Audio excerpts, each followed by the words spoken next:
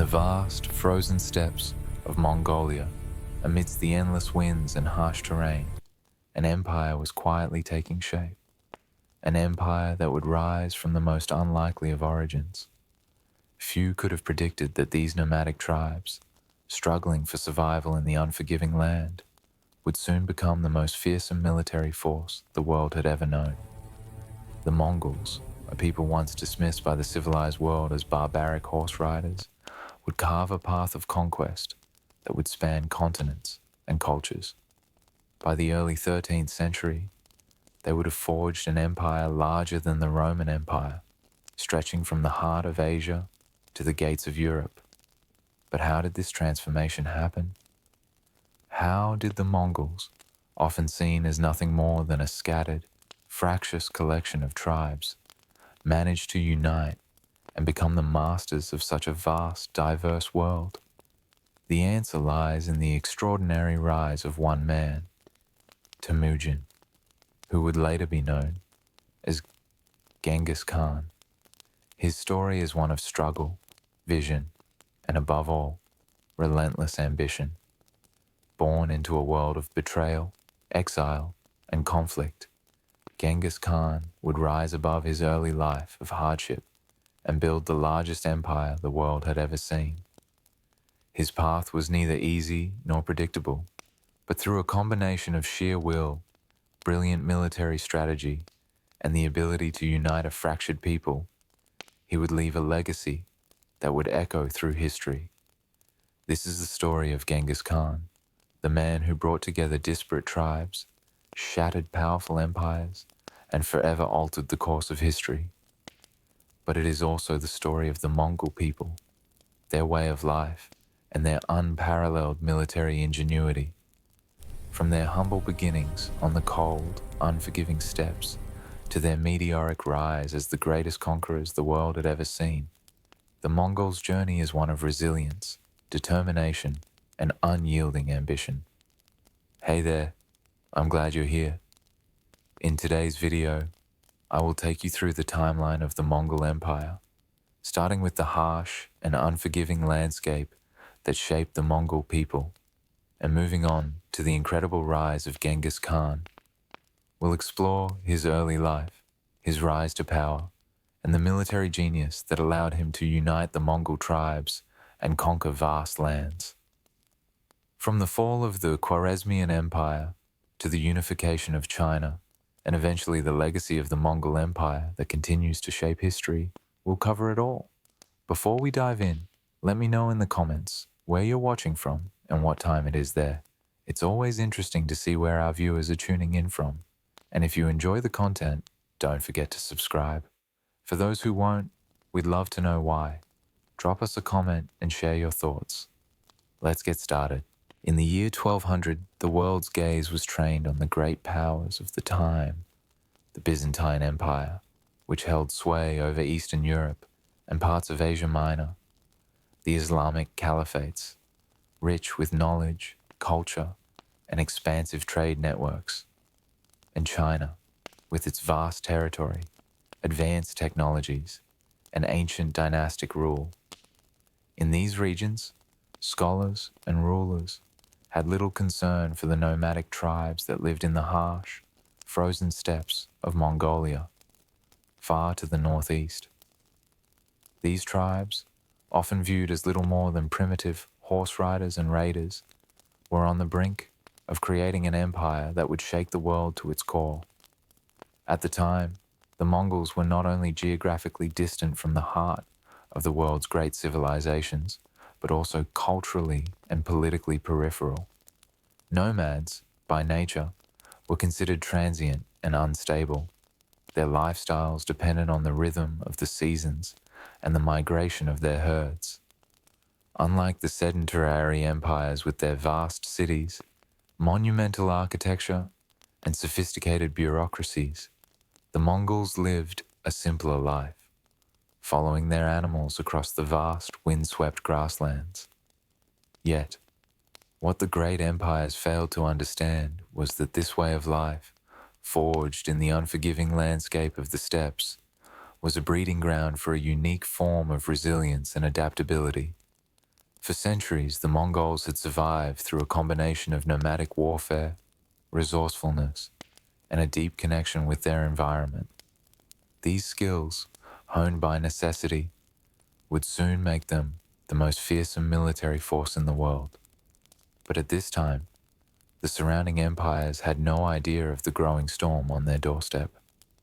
By the turn of the 12th century, the Mongol tribes were still divided, often embroiled in conflicts over grazing lands and succession disputes.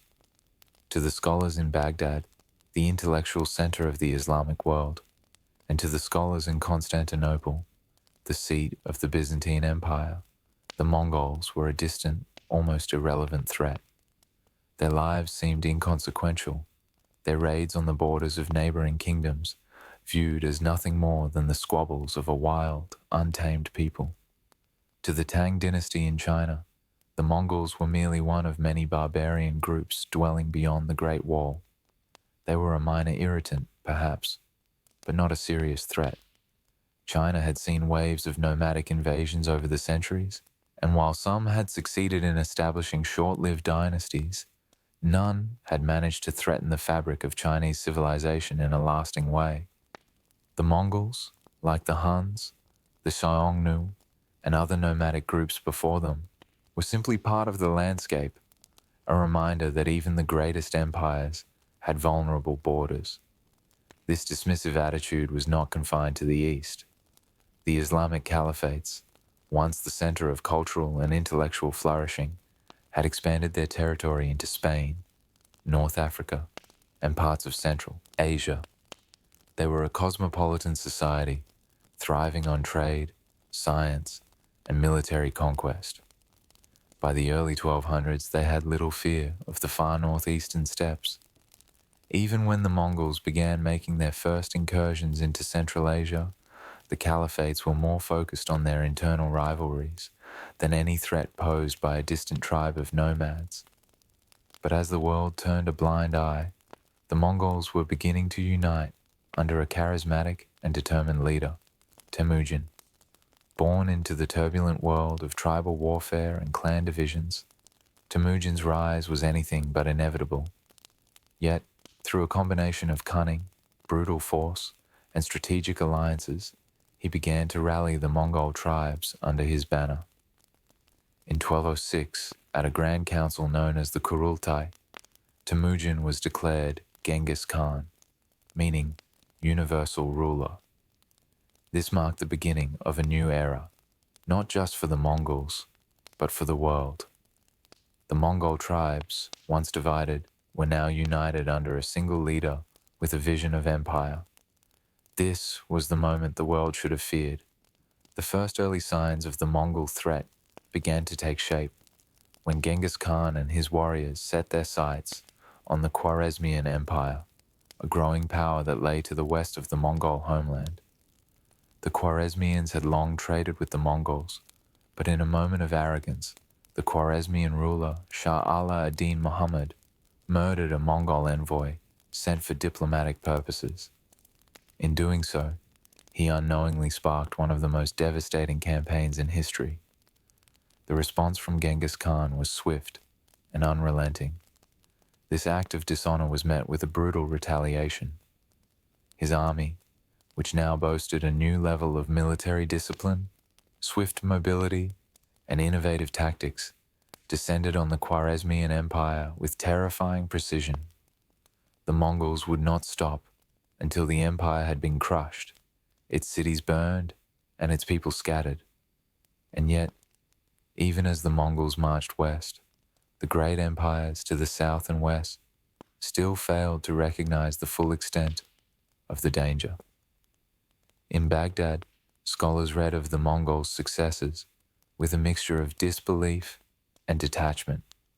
In Constantinople, the Byzantine court scoffed at the idea of a few thousand horse riders threatening their power. In the heart of the Islamic world, the caliphate was too embroiled in its own internal strife to consider the threat posed by this new, seemingly insignificant power. The Mongols, however, were no longer the disorganized, scattered tribes of the past. Under Genghis Khan's leadership, they had become a singular, unstoppable force. With each victory, they grew more powerful, more innovative, and more terrifying. And though the world was slow to recognize it, the Mongols were rapidly becoming a force that no empire, no matter how powerful, could ignore for long.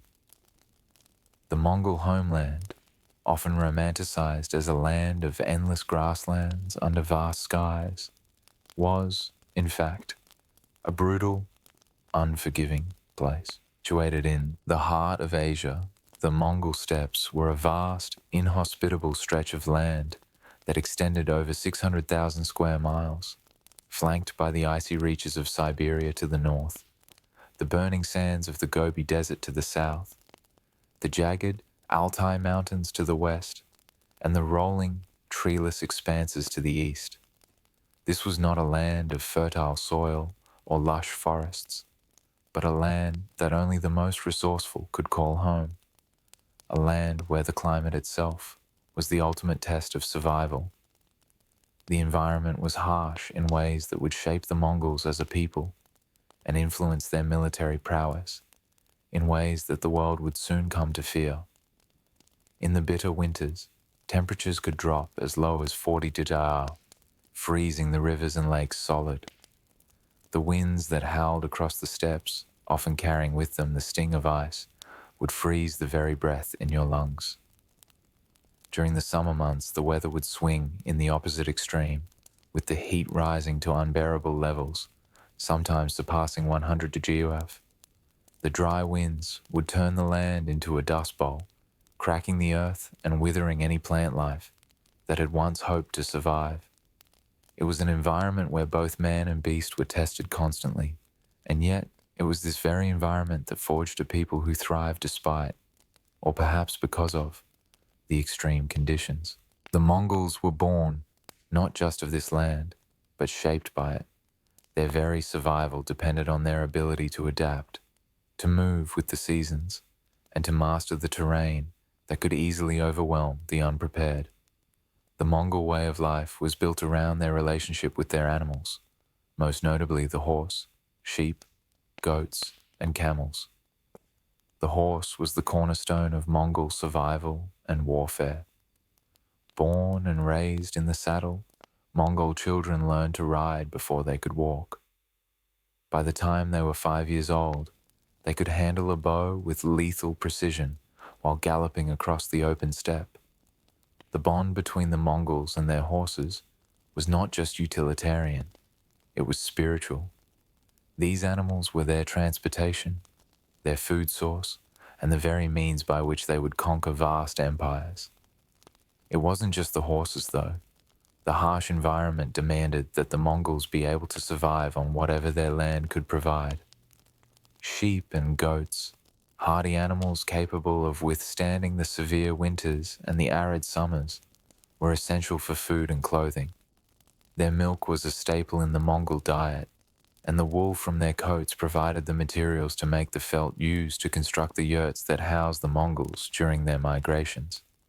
The camels, though less numerous, played a critical role as pack animals, carrying supplies across the vast distances between the Mongol tribes. These animals were not just a part of the Mongol economy, they were a part of their identity. But surviving in such a land required more than just animals. The Mongols had developed a range of survival strategies that allowed them to adapt to the constantly changing conditions. In the summer, when the heat was unbearable, the Mongols would often travel light, carrying only what was absolutely necessary. Their tents, the yurts, were easily assembled and disassembled, making them perfect for the nomadic lifestyle. These tents were made from felt, which provided warmth in the winter and coolness in the summer, a remarkable adaptation to the extreme temperatures. Their ability to pack up and move with speed was a key factor in their military success. When the Mongols moved, they did so swiftly, without the cumbersome baggage trains that slowed down many other armies. They could travel hundreds of miles in a short amount of time, and when they struck, it was fast and decisive. Winter, however, posed its own set of challenges. The cold would freeze their rivers and lakes, and food would become scarce as hunting became more difficult. During these months, the Mongols would rely heavily on their herds for sustenance. They had learned to preserve food, to dry meat, and store it for the harshest seasons. Their knowledge of the land and the animals allowed them to make use of every part of their livestock.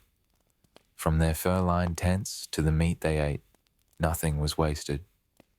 They also knew how to hunt effectively in the winter months, tracking game across the frozen steppe, using their deep knowledge of the terrain to navigate, even when the land was covered in snow. The Mongols' survival skills, honed over generations, became the foundation for their military tactics. As they began to unite under the leadership of Genghis Khan, these very same skills would be applied to their conquests. The Mongols' ability to move quickly, to live off the land, and to adapt to changing circumstances gave them an edge that no one else could match. Their military campaigns were as mobile as the steppe itself. Unlike the heavily armored armies of Europe and the Middle East, the Mongols were light, fast, and able to live off the land without the need for extensive supply lines. They could ride across vast distances, strike swiftly, and retreat before the enemy could muster a counterattack. Their tactics of feigned retreats, swift ambushes, and overwhelming strikes were all born out of the same adaptability that had allowed them to survive in the harshest of environments. The challenges of the Mongol homeland had not broken them. They had made them stronger, more capable, and more relentless. The very land that might have crushed another people had instead forged the Mongols into the most efficient and deadly military force the world had ever seen. This ability to adapt, to turn the harsh conditions of their homeland into a source of strength, would allow them to bring entire empires to their knees. The Mongol people, as the world would soon learn, were not defined by their geographical borders or permanent settlements, but by their boundless mobility. Their homeland, the vast steppes of Mongolia, was a place that refused to be tamed, a landscape both beautiful and deadly. The Mongol steppe stretched endlessly, marked by a terrain as unforgiving as it was expansive. From the jagged mountains that form the western edge of their homeland to the barren expanses of the Gobi Desert in the south, the land itself seemed indifferent to human ambition. But for the Mongols, this harsh environment was not a curse. It was a training ground. Unlike the settled civilizations that built their empires around rivers, fertile soil, and cities, the Mongols built their empire around a fundamental understanding of movement. Their nomadic lifestyle was born from necessity. The land they inhabited could only sustain them through constant migration, as the steppes' grasslands would become depleted after a single season of grazing. Survival depended on their ability to move, quickly and efficiently, across vast stretches of land, often under harsh conditions.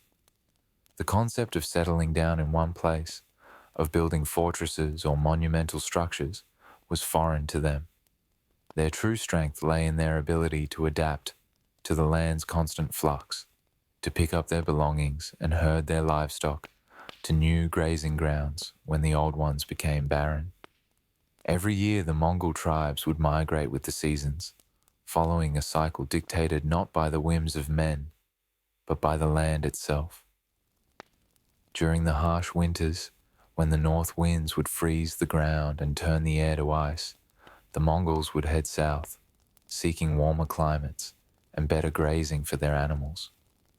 In the spring and summer, as the grasses began to grow once more, they would return to the north, following the shifting weather patterns and the subtle changes in the land's topography.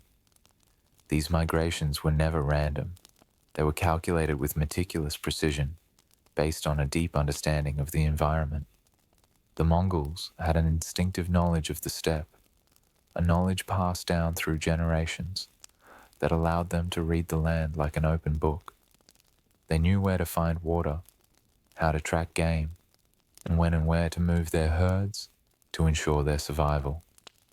It was this intimate knowledge of the land that would later become one of the Mongols' greatest military assets. They were born as masters of terrain, and this understanding would be crucial in their military campaigns. The Mongols' ability to move with speed and precision, whether on horseback, on foot, or by foot with pack animals, allowed them to outmaneuver their enemies and strike with brutal effectiveness. In battle, their understanding of the terrain allowed them to exploit weaknesses in enemy defenses and escape before the enemy could mount a serious counteroffensive. This mobility was further enhanced by their light, fast-moving cavalry, which relied on horses that could travel hundreds of miles without stopping for rest or resupply. The Mongols were not just skilled in the art of movement, they were masters of logistics. In a world where most armies relied on cumbersome supply lines and fixed fortifications, the Mongols thrived on their ability to move quickly, carrying everything they needed with them. Unlike the settled civilizations of Europe and Asia, whose armies were dependent on long supply trains and fixed positions, the Mongols could carry their food, shelter, and weapons with them wherever they went. This gave them an unprecedented level of flexibility and the ability to launch surprise attacks, often appearing out of nowhere and vanishing before their enemies could even react. But this reliance on mobility did not come without its challenges. The land that made the Mongols so formidable was also a source of internal conflict. The vast steppe, though seemingly limitless, was divided among numerous Mongol clans, each with its own leaders and territories. The clans were fiercely protective of their grazing lands, and disputes over these territories were common. The most valuable lands were those closest to the rivers and lakes, where the grass was richest and the water plentiful. These lands were the lifeblood of the Mongol economy, for without them, their herds could not survive. As a result, the clans often found themselves in bitter competition for control over the best grazing grounds. Among the many clans that inhabited the Mongol steppe, the Batar and Tatar clans were among the most powerful and often the most antagonistic. The Tatar clan, for instance, controlled the fertile plains in the western reaches of the steppe, where the grass grew thick and green. The Batar, to the east, occupied a similarly rich expanse of land. These two clans, though culturally similar, found themselves in constant conflict over the control of these valuable territories. Raids and skirmishes over grazing rights were a regular occurrence, and the disputes often spiraled into larger conflicts. The internal conflicts between these clans created a fragmented Mongol society, one that, despite sharing a common culture and language, was divided by territorial and familial loyalties. This disunity created an environment ripe for exploitation. Genghis Khan, born into this fractured world, saw the internal division as both a challenge and an opportunity. His rise to power was in many ways a direct response to these territorial disputes. He understood that to unite the Mongol tribes and conquer the world, he would first need to end these internal conflicts. By offering protection, promising to restore grazing rights, and employing a strategy of merit-based leadership, Genghis Khan was able to unite many of the nomadic tribes under his banner. Through a series of brilliant military campaigns, strategic alliances, and brutal tactics, Genghis Khan began to consolidate control over the fractured Mongol tribes. His ability to adapt, both to the land and to the shifting alliances of the clans, made him a formidable leader. He understood that the key to Mongol unity lay not just in controlling the land, but in ensuring that the right to pasture and territory was governed by loyalty and merit rather than birthright. The Mongol migrations, with their deep ties to the land and their brutal internal divisions, were the very foundation of Genghis Khan's military success. By mastering the art of survival on the steppe, the Mongols not only secured their own survival, but also forged a military culture that would later become the most formidable force the world had ever seen.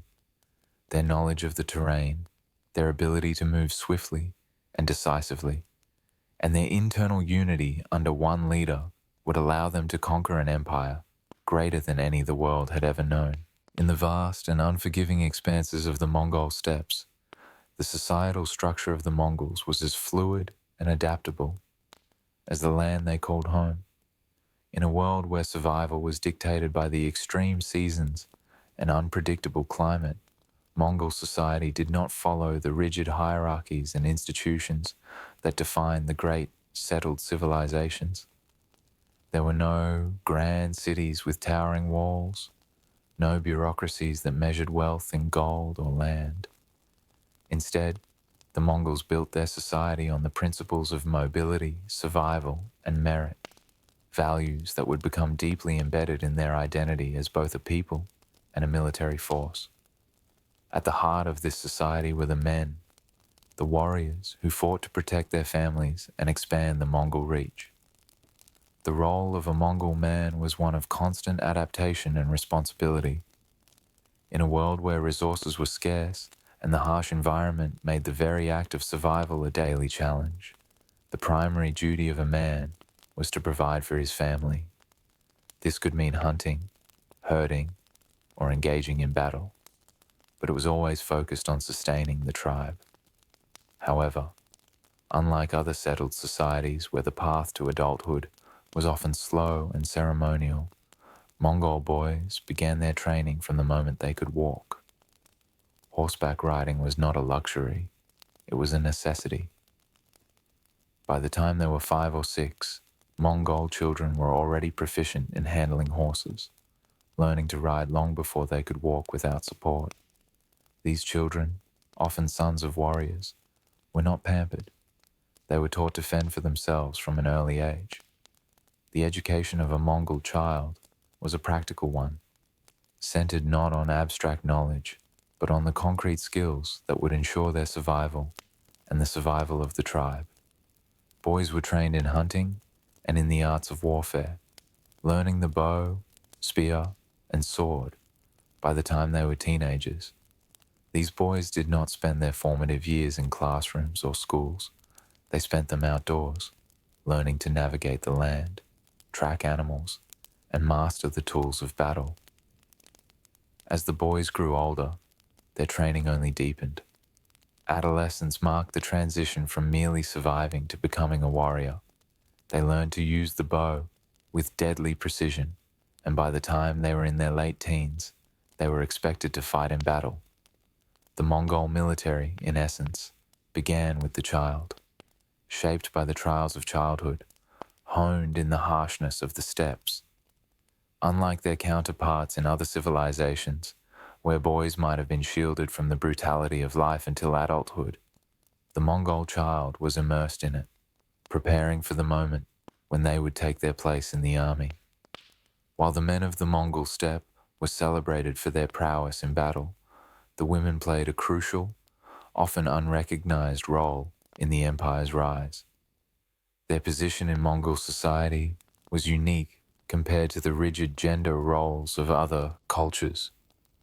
Women were not confined to the home. They were active participants in the daily life of the tribe, with responsibilities that stretched far beyond childcare and household management. In many ways, the women of the Mongol Empire were the backbone of the Mongol way of life. They managed the households, raised the children, and kept the social structure intact. Women were responsible for the upkeep of the yurts, the portable homes that were essential for the nomadic lifestyle. The yurts had to be assembled and disassembled every time the tribe moved to new pastures, a task that required the cooperation and skill of the women. They were also responsible for preparing food, caring for the livestock, and weaving the wool that would be used for clothing and blankets. While men went off to battle, the women maintained the home front, ensuring that the logistical needs of the tribe were met. Perhaps more striking, however, was the political influence that women had. They were not merely passive bystanders in the political life of the tribe. They were active participants. Berta, Genghis Khan's first wife, played a pivotal role in the early consolidation of his power. Not only did she serve as his confidant and advisor, but her family connections helped him secure important alliances that would later prove instrumental in his rise. In the same vein, Kokajin, the wife of Genghis Khan's successor, Ogedei, wielded significant political influence. These women were not just wives, but were often key players in the political and military strategies of their husbands. Women also played an important role in warfare, though not in the same way as the men. While they did not fight on the front lines as often as men did, they were essential to the logistical aspects of war. Women cared for the wounded, managed supplies, and ensured that the warriors had the resources they needed to continue their campaigns. This was a society where gender roles were flexible, and women's contributions to the military machine were recognized and valued, making them more than mere caretakers or support roles. The Mongol social structure was not based on birthright or aristocracy, as in many other empires, but on merit and contribution. From the moment a Mongol child could walk, they were taught that the strength of the tribe and the success of the people came not from land or titles, but from the contributions each individual made to the collective whole. This focus on merit made it possible for people to rise through the ranks based on their abilities, not their social status. Genghis Khan, himself born into a relatively lowly position as the son of a tribal chieftain, would come to embody the meritocratic ideals of Mongol society. His rise to power was not due to the inheritance of a vast estate or the support of wealthy nobles. It was the result of his personal strength, military prowess, and ability to unite a fractured Mongol society. The same meritocratic principles applied to his followers, many of whom were able to rise to positions of leadership not based on their family lineage, but on their ability to contribute to the success of the Mongol Empire. This system created a society where loyalty and skill, rather than birthright, were the true determinants of success. As Genghis Khan's empire expanded, these principles of meritocracy would remain at the heart of Mongol governance. Mongol generals, many of whom were once commoners or even outsiders, were given command over vast armies, not because of noble bloodlines, but because they had proven their worth on the battlefield. The way in which the Mongols balanced the roles of men, women, and children within their society helped to create a sense of unity and shared purpose, unlike any other empire of its time. The nomadic lifestyle, which could have led to chaos and fragmentation, was instead organized around a fundamental understanding of what each person's role was in ensuring the survival and prosperity of the tribe. This collective mindset was the foundation of the Mongol Empire's rise. Genghis Khan's ability to unite the diverse Mongol tribes, often against the very nature of their fractious divisions, was a direct result of this societal structure, where merit, loyalty, and communal strength were prioritized over individual power. It was a society built on adaptation, resilience, and flexibility, where everyone, from the smallest child to the most powerful warrior, played a role in the empire's success. And it was this very structure that allowed the Mongols, with their armies of hardened warriors and support from their skilled women and children, to conquer and maintain the largest contiguous empire the world has ever known. The Mongol belief system was not one confined to temples or grand cathedrals, nor was it bound by the doctrines of a fixed holy book. It was a system woven into the fabric of the land, the sky, and the very lives of the Mongols. At the heart of it lay Tangrism, a spiritual framework based not on formal rituals or hierarchical clergy, but on the reverence for the eternal blue sky, or Tangri, a force that embodied divine power, wisdom, and the immutable laws of nature. This belief was not merely abstract, it shaped how the Mongols viewed their place in the world and their role in the grand sweep of history. It gave them a profound sense of purpose, a belief that their conquests and survival were part of a celestial mandate, one granted by the heavens themselves. In Mongol society, Tangrism wasn't simply a religion, it was a worldview, a way of understanding life and death, success and failure. The Mongols did not seek to establish temples or impose complex doctrines. Their reverence for Tangri, the eternal sky, was lived out through daily actions and deep connections with nature. The celestial sky, vast and infinite, was seen as a divine realm that dictated the fates of men, animals, and the land itself. This belief provided the foundation for a worldview that saw everything, every creature, every individual, every tribe, as part of a larger cosmic order. It wasn't merely an abstraction, it was a guide for survival and conquest, a spiritual framework that gave the Mongols a sense of destiny.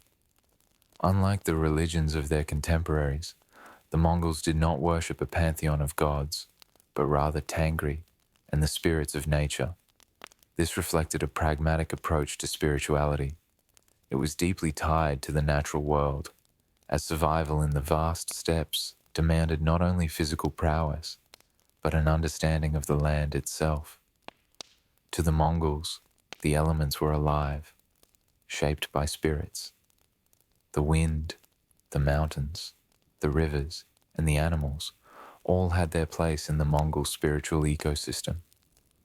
It was said that the Mongols could communicate with the spirits of their ancestors and the divine forces of nature, receiving guidance through visions, dreams, and omens. Tangrism thus shaped the Mongols' way of life in tangible ways. It informed everything from how they hunted, to how they conducted warfare, and even to how they governed. The vast, open skies and the harsh terrain of the steppe were not obstacles to be conquered. They were sacred, divine, and deserving of respect.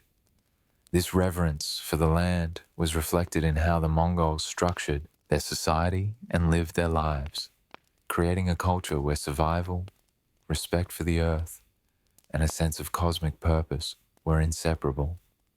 At the core of Mongol spirituality were the shamans, the mystical intermediaries who could communicate with the gods and the spirits of nature. Shamans were not just spiritual leaders, they were political advisors, military strategists, and counselors. They held immense influence over the Mongol tribes, as their ability to interpret the will of Tangri and foretell the outcomes of battles was seen as crucial to the success of the tribe. Shamans often conducted rituals to predict the future, offering guidance before battles, determining the best times for migration, and advising the leaders on how to appease the spirits or prepare for the coming seasons. In the earliest years of Genghis Khan's life, when he was still Temujin, the influence of shamans was paramount. After his father's assassination and the subsequent betrayal by his own people, Temujin sought out shamans to help guide him on his path. The spiritual validation provided by the shamans was pivotal. They foretold that he was destined to unite the Mongol tribes and lead them to greatness, a prophecy that would become the cornerstone of his leadership. The shamanistic belief in divine favor allowed Temujin to solidify his claim as the chosen leader, not only in the eyes of his people, but in the eyes of the spirits. As Temujin rose to power, the shamans also played an instrumental role in securing his political and military legitimacy. Their support gave him an almost divine validation, cementing his place as a ruler chosen by the heavens. The Kurultai, the great council of Mongol leaders, was not just a political gathering, it was also a spiritual one. Temujin's election as Genghis Khan was as much a spiritual affirmation as a political one. This deep connection between Tangrism and leadership became central to Mongol identity. Their emperor was not just a military leader, he was the earthly representative of Tangri, the divine will personified. The Mongol unification under Genghis Khan was not simply a political feat, it was a spiritual one. The belief in a divine mandate from Tangri provided the foundation for the Mongols' unity. For centuries, the Mongol tribes had been fractured, each living according to their own customs and laws, often in violent conflict with one another. However, with the rise of Genghis Khan, a man who claimed the divine right to lead, the Mongols were able to set aside their ancient rivalries in favor of a shared belief in their destiny. Genghis Khan's claim that Tangri had chosen him to unite the Mongol tribes under a single banner provided the spiritual glue that held the disparate clans together. This shared belief system gave Genghis Khan's leadership legitimacy. His success was not simply a result of his military genius, but also his ability to unify the Mongol people under a single, divine purpose. The tribes, each led by their own chieftains, came to see Genghis Khan, not just as a warlord, but as a representative of the divine will, a man ordained by the heavens to bring order to the chaos of the steppe. This spiritual foundation made his leadership nearly unassailable. Loyalty was no longer simply to the tribe or clan, but to Tangri's chosen leader, and as such, the Mongols rallied behind Genghis Khan in their conquest of the world. Under Genghis Khan's reign, the Mongols viewed their military campaigns as more than just territorial conquest. They were divinely sanctioned missions. The Mongol Empire was not simply a political entity, it was the realization of a celestial prophecy. Tangri's mandate gave the Mongols a sense of purpose and destiny that permeated every action they took, from military decisions to societal organization. This spiritual conviction was a driving force behind their unparalleled military success, as the Mongols believed they were fulfilling the will of the heavens with each victory. Even as the Mongol Empire expanded, Tangrism remained a fundamental part of their identity. While the empire would eventually adopt various religions as it grew, the foundational principles of Tangrism continued to shape the Mongols' approach to governance and war. They were not just conquerors, they were the agents of divine will, and their success was seen as the fulfillment of a greater cosmic plan. Genghis Khan's legacy was not simply his conquests, but the spiritual framework that underpinned them. This combination of spirituality and military might made the Mongols a unique force in history.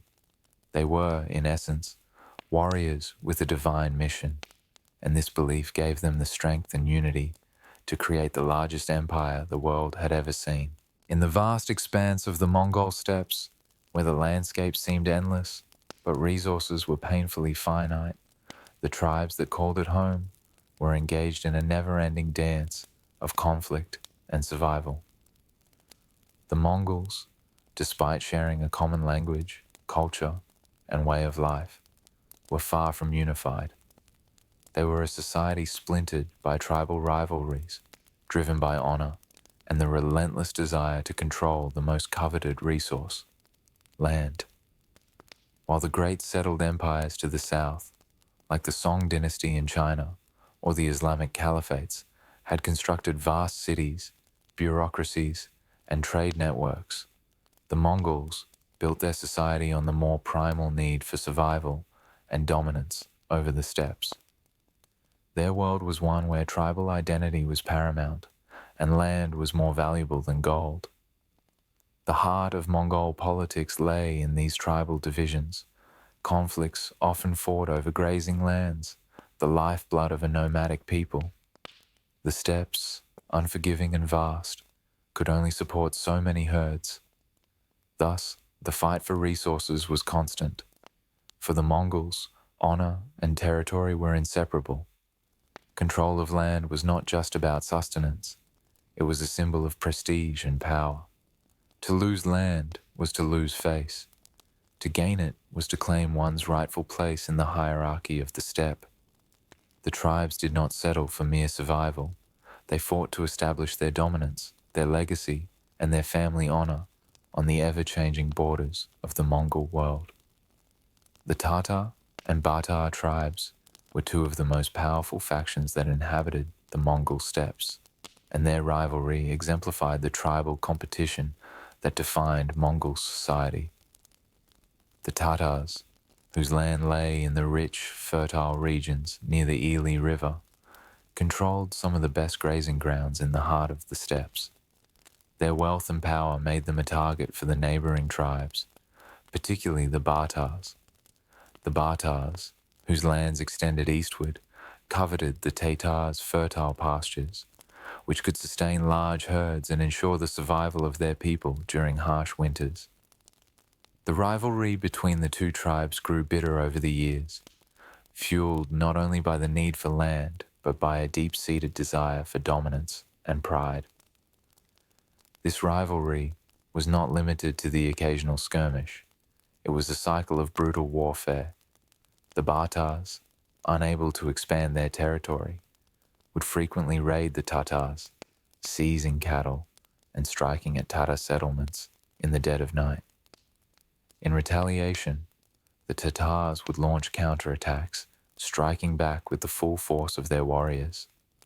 These raids and counter-raids were not isolated incidents. They were the lifeblood of Mongol political existence. They dictated the power structures within the tribes, determining who would control the key resources of the steppes.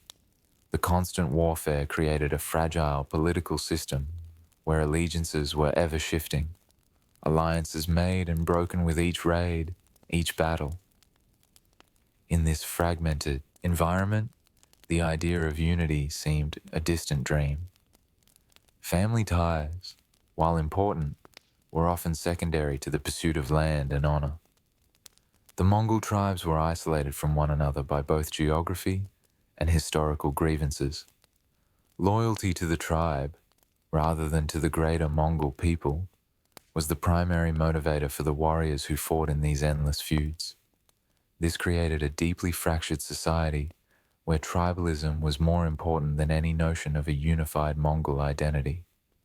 However, it was within this very fragmentation that the seeds for the Mongols' eventual unification were sown.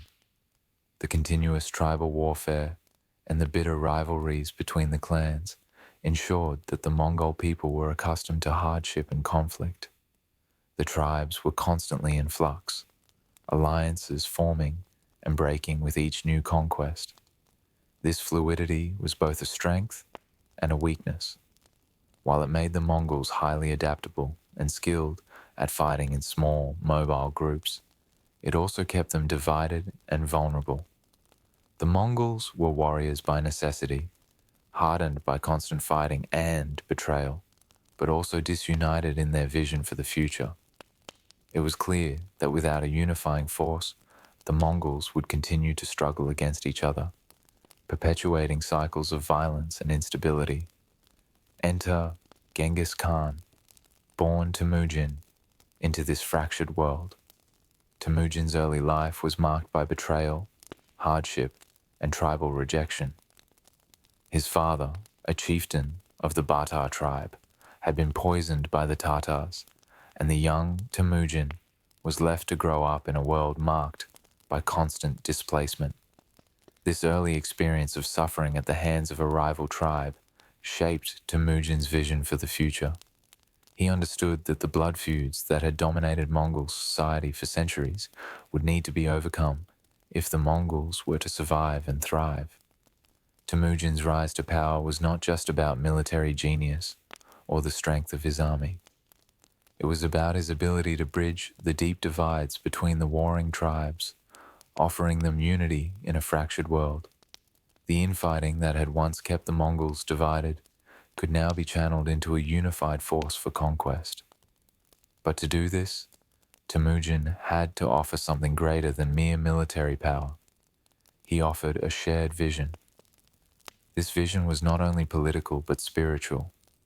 Temujin, through the support of shamans and the belief in his divine mandate, presented himself as the chosen ruler of the Mongols, a leader who had been selected by the eternal blue sky, Tangri, to bring order to the chaos.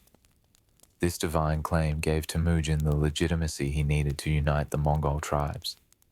His leadership was not just about survival, but about fulfilling a greater, cosmic purpose. Temujin's rise was the convergence of military prowess, spiritual legitimacy, and a deep understanding of Mongol tribal dynamics. By recognizing the importance of family honor and tribal pride, while offering a vision of unity that transcended individual grievances, Genghis Khan was able to bring together the fractured Mongol tribes under one banner. On the windswept plains of Mongolia, where the land stretched endlessly under the vast, unbroken sky, the birth of Temujin, the future Genghis Khan, was a moment wrapped in mystery and prophecy. To the Mongols, life on the steppes was governed not only by physical strength and survival, but by the influence of spiritual forces, and the arrival of Temujin was seen as the manifestation of a cosmic plan. The heavens themselves, it was believed, had marked his birth, signaling that the boy born under extraordinary omens would one day rise to unite the fractured Mongol tribes and lead them to empire. From the very beginning, Temujin's life was steeped in prophecy, a belief in fate that was deeply embedded in Mongol culture. The blood clot omen, so vividly associated with his birth, became a cornerstone of the spiritual belief that Genghis Khan was more than a man, more than a ruler. To the Mongols, the sight of the young Temujin holding a blood clot in his hand as he entered the world was a potent symbol of his divine right to lead. In Mongol belief, this omen symbolized strength, the ability to conquer, and the right to rule, all qualities that would come to define Temujin's destiny. The blood clot wasn't simply an oddity to be dismissed. It was divinely significant, interpreted by the elders and shamans as a physical mark of divine favor.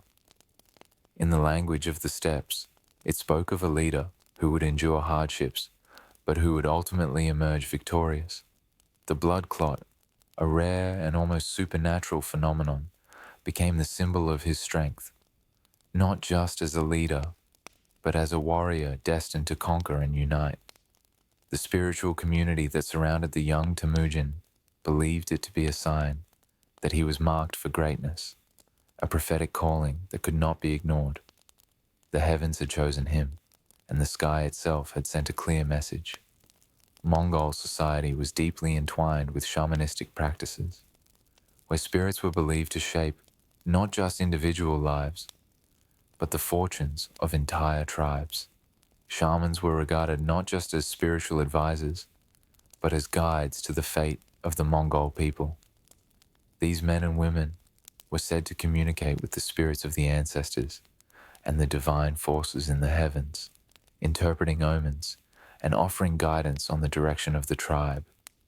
It was the shamans who validated the prophecies surrounding Temujin's birth, affirming that his rise was divinely ordained.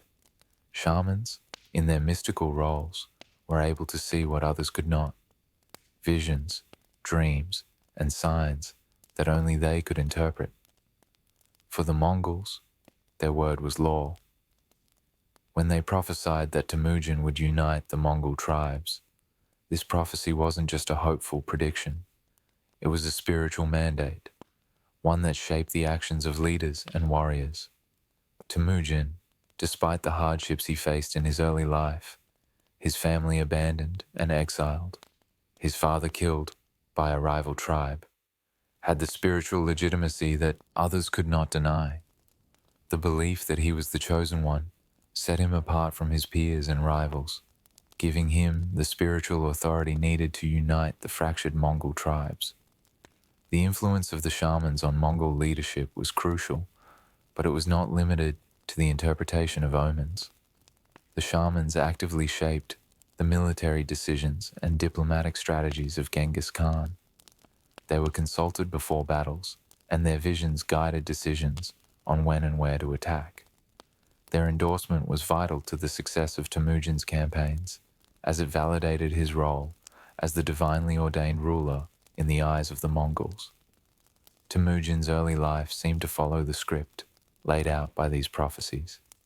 Despite the challenges and betrayals that shaped his formative years, there was an unmistakable pattern in his rise, a pattern that aligned closely with the predictions made by the shamans and the heavenly omens surrounding his birth. Betrayed by his own tribe, abandoned by his people, and cast into the wilderness with nothing but his mother and siblings, Temujin's early life was a brutal reminder of the harshness of Mongol society. But it was in these early years that the traits that would define him as a leader began to take shape. Resilience, cunning, and an almost supernatural ability to inspire loyalty in others. It was the betrayal by his own tribe, the Taichud, that marked a defining moment in Temujin's life. At just 9 years old, Temujin's father, Yesugei, was poisoned by the Tatars, leaving his family without protection or allies. While others might have been consumed by bitterness, Temujin saw it as an opportunity to carve out his own path.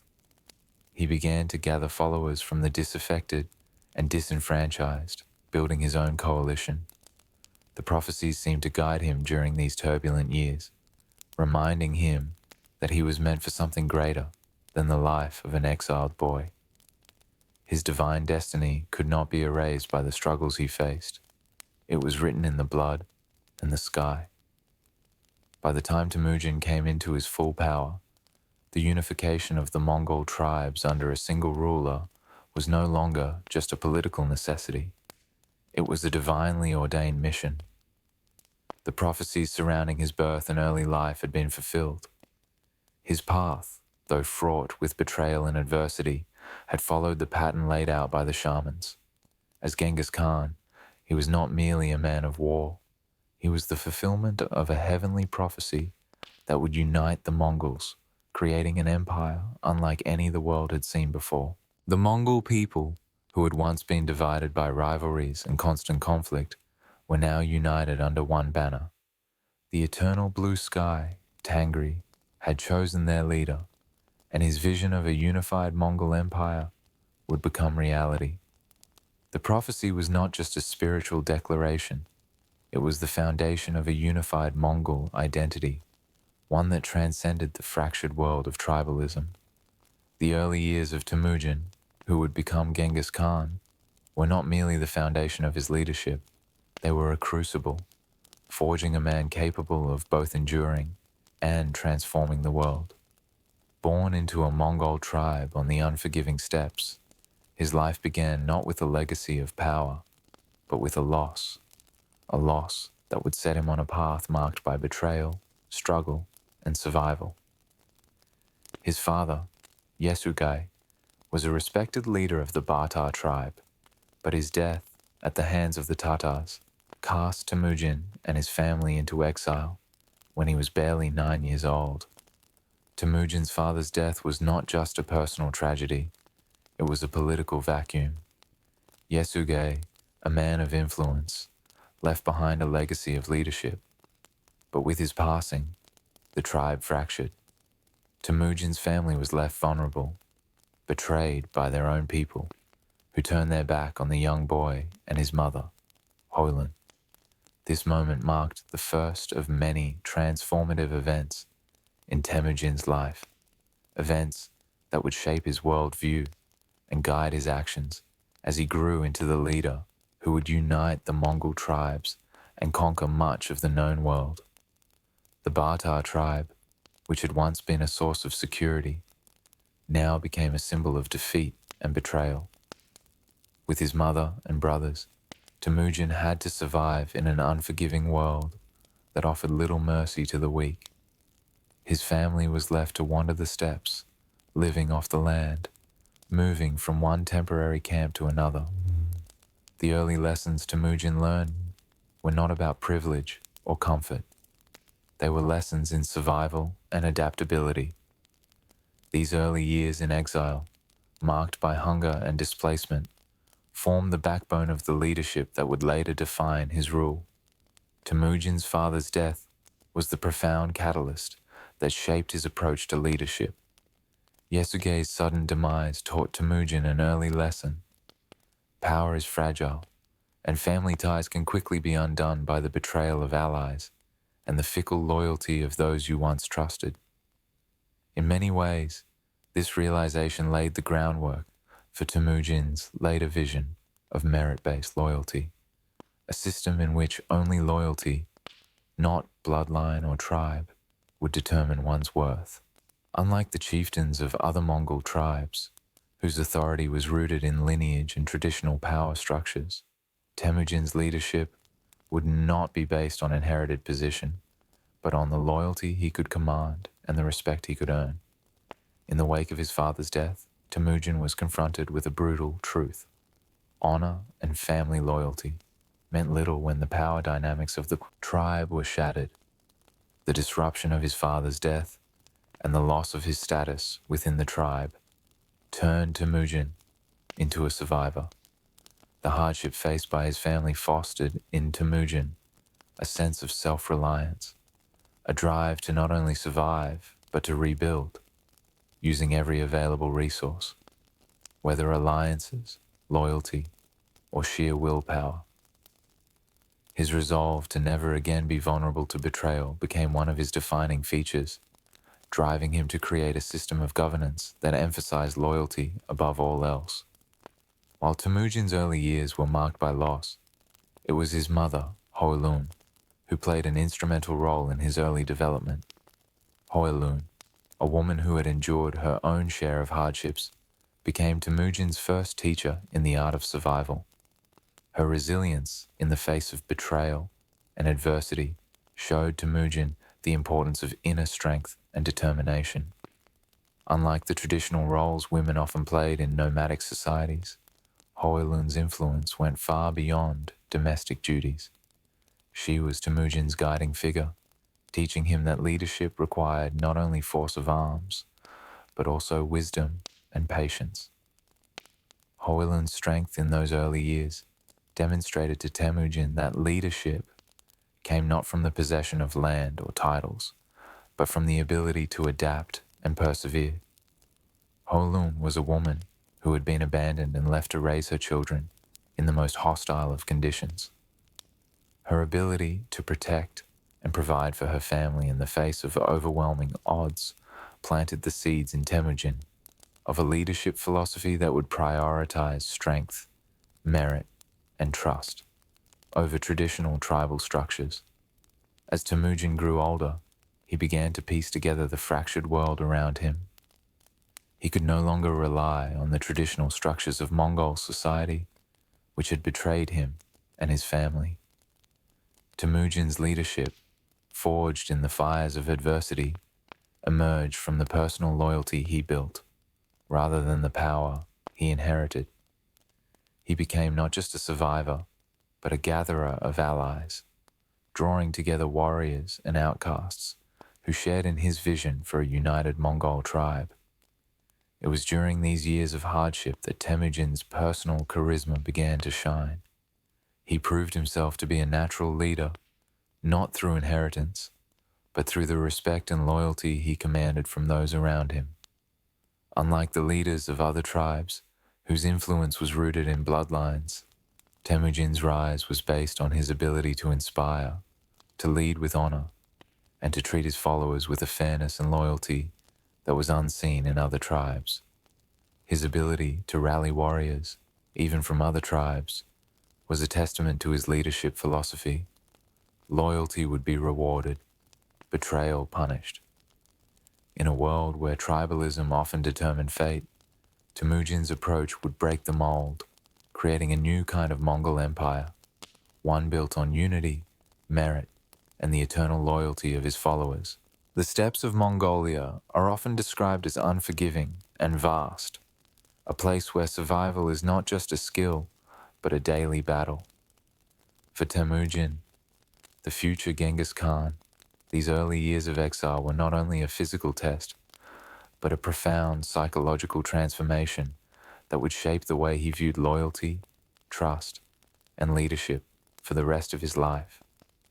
This was a world where strength and resourcefulness weren't just required, they were the foundations of power. But what few could understand at the time was that it wasn't just brute force or military strategy that would make Temujin the most powerful figure in Mongol history. It was his ability to adapt to the world's harshest realities and transform them into stepping stones on his journey to greatness. Temujin's exile from the Batar tribe after the murder of his father Yesugi was more than a simple loss of home and family. It was the crucible in which he forged his resolve. The boy who had once been heir to his father's leadership was now abandoned, without protection, in a hostile world. It was in these early years that Temujin's psychological resilience was hardened. The loss of his father, the death of his tribal identity, and the betrayal of his own kin did not break him. It reinforced his will to survive. Temujin was thrust into a world of extreme isolation. The sense of betrayal he felt from the tribe that had once been his family was compounded by the harshness of the steppe itself. There were no tribal allegiances to rely on, no grand titles or lands to fall back on. Survival, both physical and emotional, became his sole focus. But rather than becoming a victim of his circumstances, Temujin began to learn something that few could grasp. Power was not something you inherited. It was something you earned every day through your actions and alliances. The struggle for survival taught Temujin that trust and loyalty could not be given lightly. They had to be earned. Loyalty, in Temujin's world, was not inherited. It was earned through shared struggle and mutual respect. He came to realize that his leadership would not be based on bloodline or tribal inheritance, but on the loyalty he could inspire in those around him. Loyalty, forged in the fires of shared hardship, would be his foundation. In a world where survival often meant outwitting your rivals, Temujin's loyalty to his followers would come to define his rule. But loyalty was not always easily gained. Temujin had to learn the hard way that trusting the wrong people could spell disaster. It was during these formative years that he began to build a system of leadership based on rewarding merit and punishing betrayal. As a boy, he was forced to scrape by with whatever limited resources were available. He learned that in order to maintain loyalty, he had to ensure that his followers' needs were met and that they were protected in times of danger. By showing his followers that their sacrifice was valued, Temujin began to build a loyal base, one that would become the foundation of his future empire. In the wilderness, far from the comfort of his father's tribe, Temujin was forced to learn how to utilize his environment. While many would have simply tried to survive by hunting, Temujin understood that alliances were as important as sustenance. He sought out other outcasts, tribal defectors, and refugees, all of whom shared his sense of displacement. In many ways, these early years in exile were marked by Temujin's intuitive grasp of leadership. He understood that a leader could not simply order people around. They had to inspire those around them, make them feel that they were part of something greater than just survival. Temujin's first significant act of leadership during these years came when he rescued his family from a group of bandits who had threatened to overrun them. Instead of simply retreating or fighting blindly, Temujin strategized. He used deception, stealth, and timing to turn the tables on his enemies. This episode was more than just a battle. It was a lesson in leadership. By gathering a small, loyal group, Temujin demonstrated that he could inspire respect in others, not through brute force, but through wisdom and action. During this period, Temujin also recognized that leadership came from practicality as much as from strategy. He could not afford to make decisions based on emotions. He had to act rationally. Whether it was deciding when to raid a neighboring tribe, when to ally with a former enemy, or when to flee from a superior force, Temujin's leadership was defined by his pragmatism.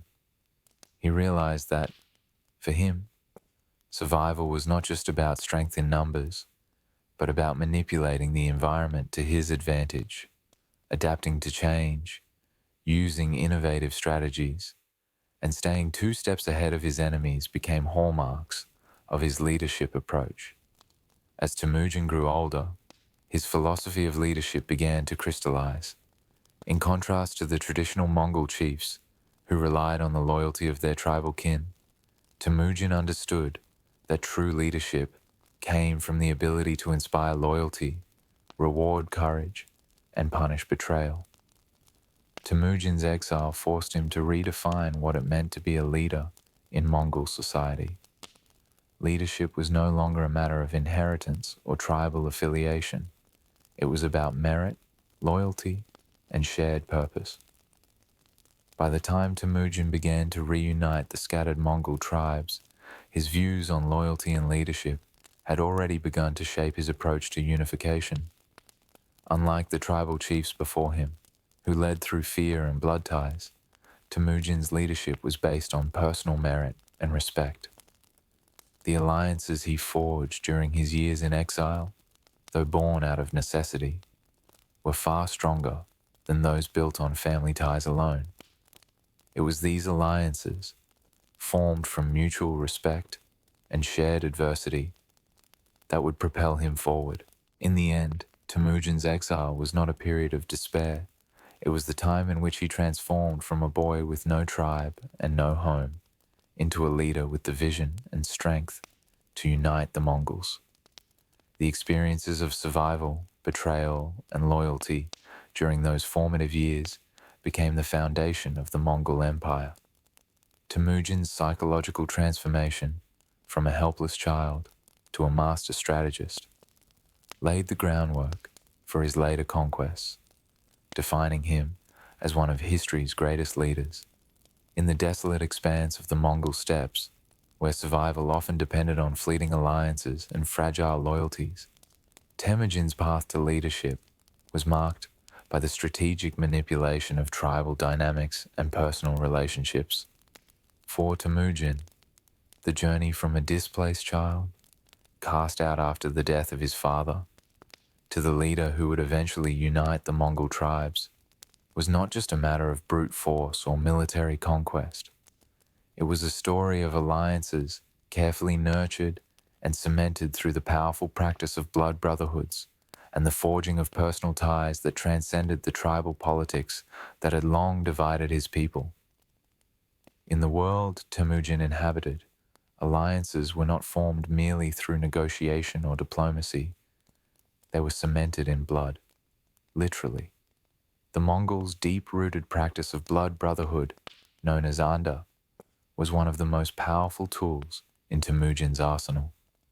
The significance of this tradition went beyond simple friendship. It was a sacred vow that bound 2 men together in a commitment to loyalty and mutual defense, often stronger than the ties of kinship itself. The anda bond was an intimate commitment, a pledge of shared survival, mutual protection, and a sense of brotherhood that could weather the harshest of times. Temujin, though still young, understood the immense potential of this practice. He saw it as the perfect mechanism for building trust and gathering loyalty. In a world where tribal loyalty could shift as quickly as the winds, Temujin knew that blood brotherhoods could offer the stability and permanence that simple alliances could not. By tying himself to key individuals, often from rival tribes or factions, Temujin created a network of unbreakable bonds, a web of loyalty that strengthened his position and offered him security in an unstable world. One of Temujin's earliest and most significant blood brotherhoods was formed with Jamakar, a fellow Mongol warrior and his childhood companion. The bond between them was initially unshakable, forged in the fires of shared hardship and mutual respect. As young men, they fought side by side, their futures seemingly intertwined. Together, they represented the potential for unity in a fractured Mongol world. However, this bond would eventually fracture, as Jamuka, a traditionalist at heart, rejected Temujin's innovative ideas and his more democratic approach to leadership. Jamuka's leadership style was rooted in the traditional Mongol system, where chieftains ruled through hereditary bloodlines and hierarchical systems. Temujin, on the other hand, believed that loyalty should be earned, not inherited. His rise to power was marked by meritocracy, rewarding those who proved their worth, rather than relying on tribal birthright. This ideological rift between Temujin and Jamuka would lead to their eventual falling out, setting the stage for a rivalry that would shape the future of the Mongol world. Despite the eventual betrayal of their blood brotherhood, Temujin's use of the practice was revolutionary. He understood that loyalty wasn't just about personal bonds. It was about creating a system where people would follow him not because of familial ties or inherited power, but because of their shared loyalty to him as a leader. This would become the defining feature of his empire, loyalty to the leader, regardless of tribe or lineage. His ability to forge bonds of trust with rivals set him apart from the traditional Mongol chieftains, whose power was often limited by the constraints of tribal loyalty and the need to maintain family allegiances. While blood brotherhoods provided a personal foundation for loyalty, Temujin's alliances with other tribes were critical to his rise. He understood that to unite the Mongol tribes, he had to appeal to the leaders of those tribes, showing them that their futures were better secured under his leadership than in opposition to him. His first major alliance, formed with Kublai Khan, leader of the Mongol Confederation, was an example of this political savvy. Kublai Khan was a respected figure, and his alliance with Temujin gave the young leader credibility in the eyes of the other tribes. But Temujin's genius was not just in his ability to form alliances, it was in his ability to maintain them. Unlike other leaders who relied on traditional tribal structures and personal loyalty based on blood ties, Temujin's leadership was based on merit, trust, and shared vision. He rewarded those who supported him, not with lands or titles, but with power and status within his emerging system. Temujin also used alliances to weaken his enemies. By carefully choosing his alliances and strategic marriages, he ensured that his rivals were either neutralized or drawn into his growing network of support.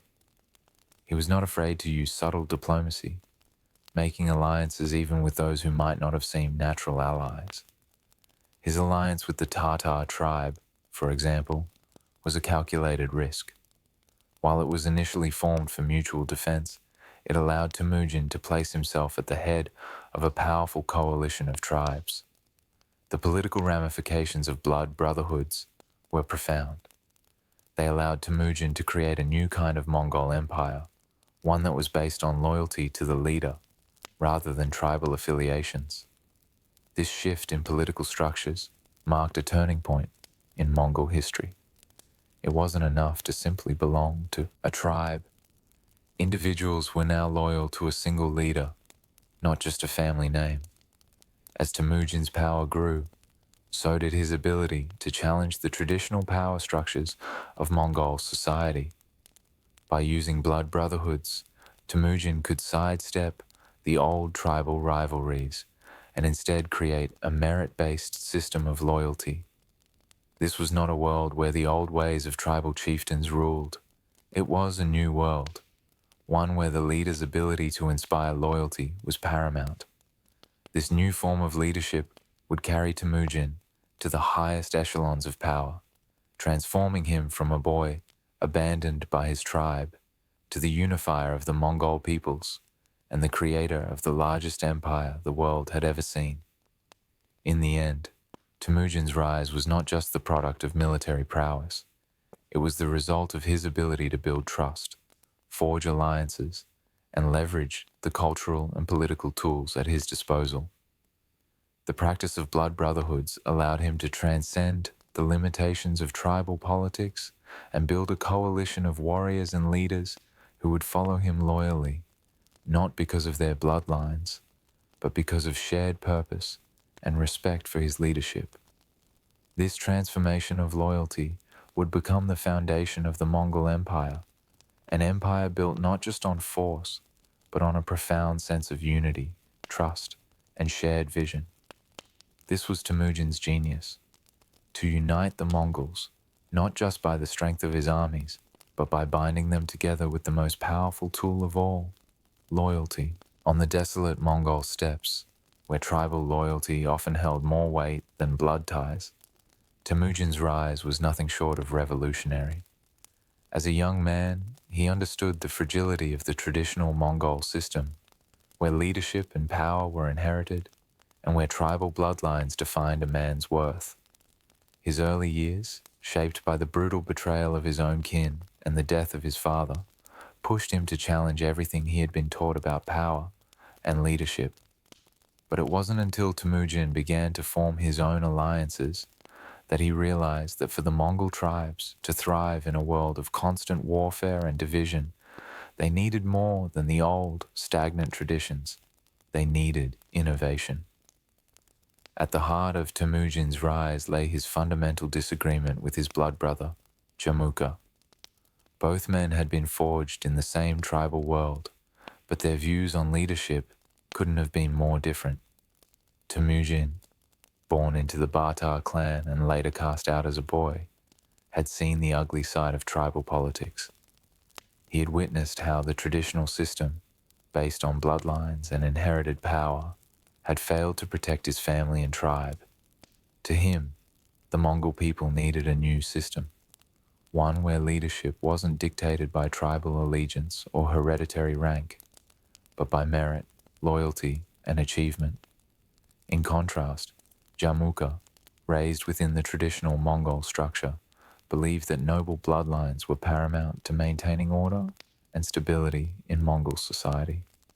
His leadership was deeply tied to the idea of aristocracy, where those born into power were expected to lead. Jamuka's philosophy was grounded in the belief that the old ways, the customs and traditions that had kept Mongol society stable for centuries, should be upheld.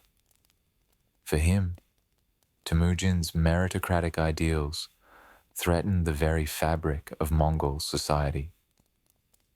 Temujin's vision of a meritocratic society was not just a political maneuver, it was a deeply philosophical belief that loyalty and capability should be the cornerstones of leadership. In his early campaigns, Temujin didn't just rely on his blood brotherhoods. He built an army of warriors who followed him, not because of their birthright, but because they believed in him and his vision. He valued bravery, loyalty, and skill above lineage, and he rewarded those who proved themselves worthy. Temujin's strategic mind would be reflected in his future leadership. He would reward merit, elevating men like Kublai, Subutai, and others, regardless of their background. This vision radically altered the traditional power structure, giving rise to an empire based on performance rather than privilege. Temujin's army became a meritocracy, a force where men could rise to the highest positions through action, not birth. This radical shift would have profound implications on the future of the Mongol Empire. Temujin's merit-based system would not only change the way leaders were chosen, it would also determine the governance of the empire. Unlike other empires, where leadership was a function of family or conquest, the Mongol Empire would be run by individuals who had earned their place. Temujin believed that this was the only way to ensure loyalty and cohesion among his people, especially as his empire expanded to vast territories. Jamuka's traditionalist views were rooted in a deep respect for the tribal hierarchy that had been the foundation of Mongol society for centuries. For Jamuka, leadership was about ancestral rights and the inheritance of power through noble bloodlines. His idea of leadership was tied to a closed system, one where only those with noble lineage could lead and protect the Mongol people. Temujin's meritocratic vision to Jamuka was an affront to everything he believed in. When Jamuka won a decisive battle over Temujin in 1187, he executed 70 of Temujin's soldiers, a brutal act meant to assert his dominance and prove that traditional power could not be challenged. But Temujin's response, showing mercy and integrating the captured warriors into his ranks, would mark a pivotal moment in the history of the Mongols. Temujin's mercy wasn't just an act of kindness, it was a strategic move. By offering honor and respect to those who had fought against him, Temujin not only forged loyalty, but he also created a system in which loyalty could be earned, not inherited. The ideological rift between Temujin and Jamuka represented a much broader conflict within Mongol society. The conflict between the old order, based on aristocracy and bloodlines, and the new order, based on merit and individual achievement. The Mongol world had long been a society where leadership was defined by family status and tribal hierarchy. But Temujin's rise challenged these norms, offering a new model where the worth of a leader was determined not by who they were born to, but by their actions, loyalty, and bravery. This philosophical split was not just a personal battle between two men. It was the clash of two futures for the Mongol people. Would they continue with the old ways of tribal division, where power was handed down through bloodlines? Or would they follow Temujin, who promised a world where any man, regardless of birth, could rise to power through hard work, loyalty, and bravery? Temujin's embrace of meritocracy would have lasting implications for the Mongol Empire. As he continued to unite the Mongol tribes, his belief in loyalty to the leader rather than the tribal family would transform the way the Mongols viewed leadership. Merit, loyalty, and individual prowess became the guiding principles of Mongol governance, ensuring that the Mongol Empire was not just a collection of tribes, but a cohesive and unified empire built on shared values. Under Temujin's rule, leadership became a function of what one did, not where one came from. This would lay the groundwork for a governance system that valued efficiency, order, and strength, and would shape the way the Mongol Empire was administered and expanded in the years to come. The Mongol steppes were not a place where leaders earned their status by simply being born into power. For Temujin, the journey to leadership was one marked by survival, cunning, and unparalleled strategic thinking. As he sought to unite the fractured Mongol tribes, Temujin's military tactics evolved to reflect not just his growing strength, but his ability to adapt to an ever-changing landscape of alliances, rivalries, and tribal conflicts.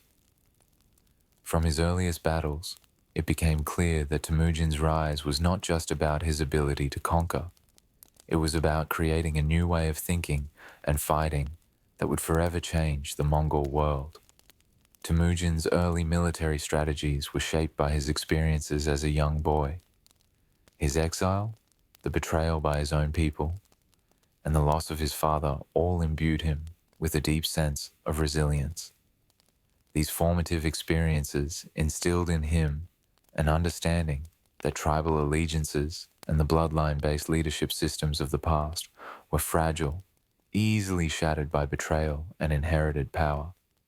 To truly unite the Mongol tribes, Temujin knew that he needed more than just brute force. He needed an army that would follow him, not because of blood, but because of merit and loyalty. Temujin's army was built on the belief that individuals who showed bravery, loyalty, and ability could rise through the ranks. This meritocratic structure meant that warriors could prove their value on the battlefield, earning rank and command based on their deeds. This was the foundation of Temujin's early military strategy, a unified force bound not by family ties, but by their shared loyalty to him and his vision for a united Mongol Empire. But Temujin was not just a visionary. He was also a tactical genius who understood the nuances of tribal warfare. His early battles were not won by sheer numbers, but by his ability to manipulate the strengths and weaknesses of his opponents. The first battle he fought after gaining his independence, the Battle of Dal Balsot, proved that Temujin's tactical mind was as sharp as his ability to inspire loyalty. In that battle, despite being outnumbered, Temujin's forces used speed, maneuverability, and feigned retreats to create chaos in the ranks of Jamuka's army. Temujin's victory at the Battle of Dal Balsot marked a turning point in his military career. Though his forces were vastly outnumbered by Jamuka's army, Temujin's tactical brilliance shone through. Rather than simply charging headlong into battle, Temujin utilized deception and psychological warfare, feigning retreat to lure his enemies into a vulnerable position and then striking with lightning speed. Jamuka, relying on traditional methods of warfare, was caught off guard by Temujin's ability to adapt and surprise. Yet, it wasn't just Temujin's tactics that won the day. It was also his ability to win hearts and minds. After the battle, Temujin chose mercy over vengeance, sparing the lives of many prisoners and offering them positions within his ranks. This was not just an act of kindness. It was a strategic decision that would pay dividends. By integrating the defeated warriors into his army, Temujin solidified their loyalty, creating a powerful force that was united not by blood, but by respect for their leader. As Temujin's army grew, so did his understanding of the importance of alliances and diplomacy. His ability to forge alliances with other tribes was crucial in building a cohesive fighting force. Temujin recognized the fragile nature of tribal allegiances, and he skillfully used marriage, diplomacy, and strategic alliances to bring other tribes into his fold. His alliance with the Kherite tribe, led by Toktoa, marked an important step in Temujin's diplomatic strategy. By marrying Toktoa's daughter, Temujin ensured that his influence spread across the steppe. However, Temujin did not simply rely on political marriages. He used psychological warfare and deception to sow division among his enemies. By spreading rumors or offering his protection to key rivals, Temujin was able to weaken his opponents before they even knew they were under attack. One of Temujin's most remarkable traits was his ability to adapt his tactics to the unique strengths of the various tribes he united. The Mongol tribes were not a homogeneous group. Each tribe had its own traditions, fighting styles, and strengths. Temujin's brilliance lay in his ability to recognize these differences and tailor his strategies to maximize the effectiveness of each group. For example, Mongol cavalry were among the best in the world, but they were not as effective in close-quarter battles. Temujin used his cavalry in flanking maneuvers and raids, while his infantry and archers were used to hold positions and wear down enemies. By 1206, Temujin had succeeded where many before him had failed. He had united the Mongol tribes into a single, cohesive fighting force, a meritocratic army driven by loyalty to the leader and built on the strategic foundations of deception, alliances, and innovative tactics. His early military successes laid the groundwork for the Mongol Empire, a force that would sweep across Asia and Europe, creating the largest contiguous empire in history. The key to Temujin's success lay not just in his military might, but in his ability to adapt, to use the strengths of his men, to outthink his enemies, and to unite a fractured Mongol world under his banner. Through his combination of innovation, diplomacy, and bravery, Temujin was able to create an empire that was more than just a military conquest. It was a new way of thinking about leadership, loyalty, and warfare. The steppe was an unforgiving place where only the strongest survived. But in Temujin's world, strength alone wasn't enough. The Mongol tribes had long been fragmented, each tribe battling for supremacy, guided by the old ways of aristocracy and hereditary leadership. Yet Temujin's rise was marked not just by his ability to win battles, but by his genius in organizing his warriors, creating an army that could not only win on the battlefield, but also sustain itself over time, moving swiftly across vast distances to claim more land, more tribes, and eventually an empire that would span much of the known world. Temujin's military innovations weren't simply about structure, they were about creating a unified force, built on the principles of loyalty, adaptability, and merit. It was his understanding of the psychology of war and the human elements of leadership that would give him an advantage over his rivals. The decimal system was merely the foundation of a much larger vision, one that saw the organization of power not as a simple matter of rank and birth, but as an expression of merit and loyalty. One of the most important shifts that Temujin introduced was the decimal system, a simple yet transformative military structure. By organizing his army into units of 10, 100, 1,000, and 10,000, Temujin created a system that was flexible, efficient, and capable of operating across the vast Mongol steppe. Each unit within the system was responsible for its own command, ensuring that any subunit could operate independently when needed, yet still maintain a strong connection to the larger whole. This modular structure allowed for rapid deployment, seamless communication, and unmatched mobility on the battlefield. For Temujin, the strength of the decimal system lay in its simplicity. The arban, a unit of 10 men, was the smallest building block, where each soldier could trust and rely on the others. These small units were cohesive, their loyalty bound by the shared experience of war. At a higher level, Temujin's forces could operate as a whole, moving in large, synchronized strikes, but capable of breaking apart into smaller, more specialized units when necessary. This organization allowed for maximum efficiency in combat and logistics, ensuring that his army could move quickly and adapt to changing circumstances. But the decimal system was not just about organizing units. It was about creating loyalty. The bond between a leader and his soldiers was central to Temujin's army. He understood that loyalty was not something that could be demanded from the top down. It had to be earned, and that loyalty was not just to the leader, it was to the cause itself.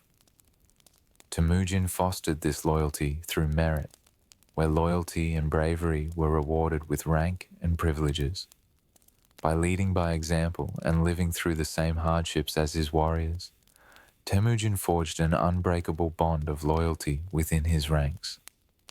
Unlike his rivals, who led through bloodline and tradition, Temujin proved that loyalty could be built on the shared belief in a greater cause.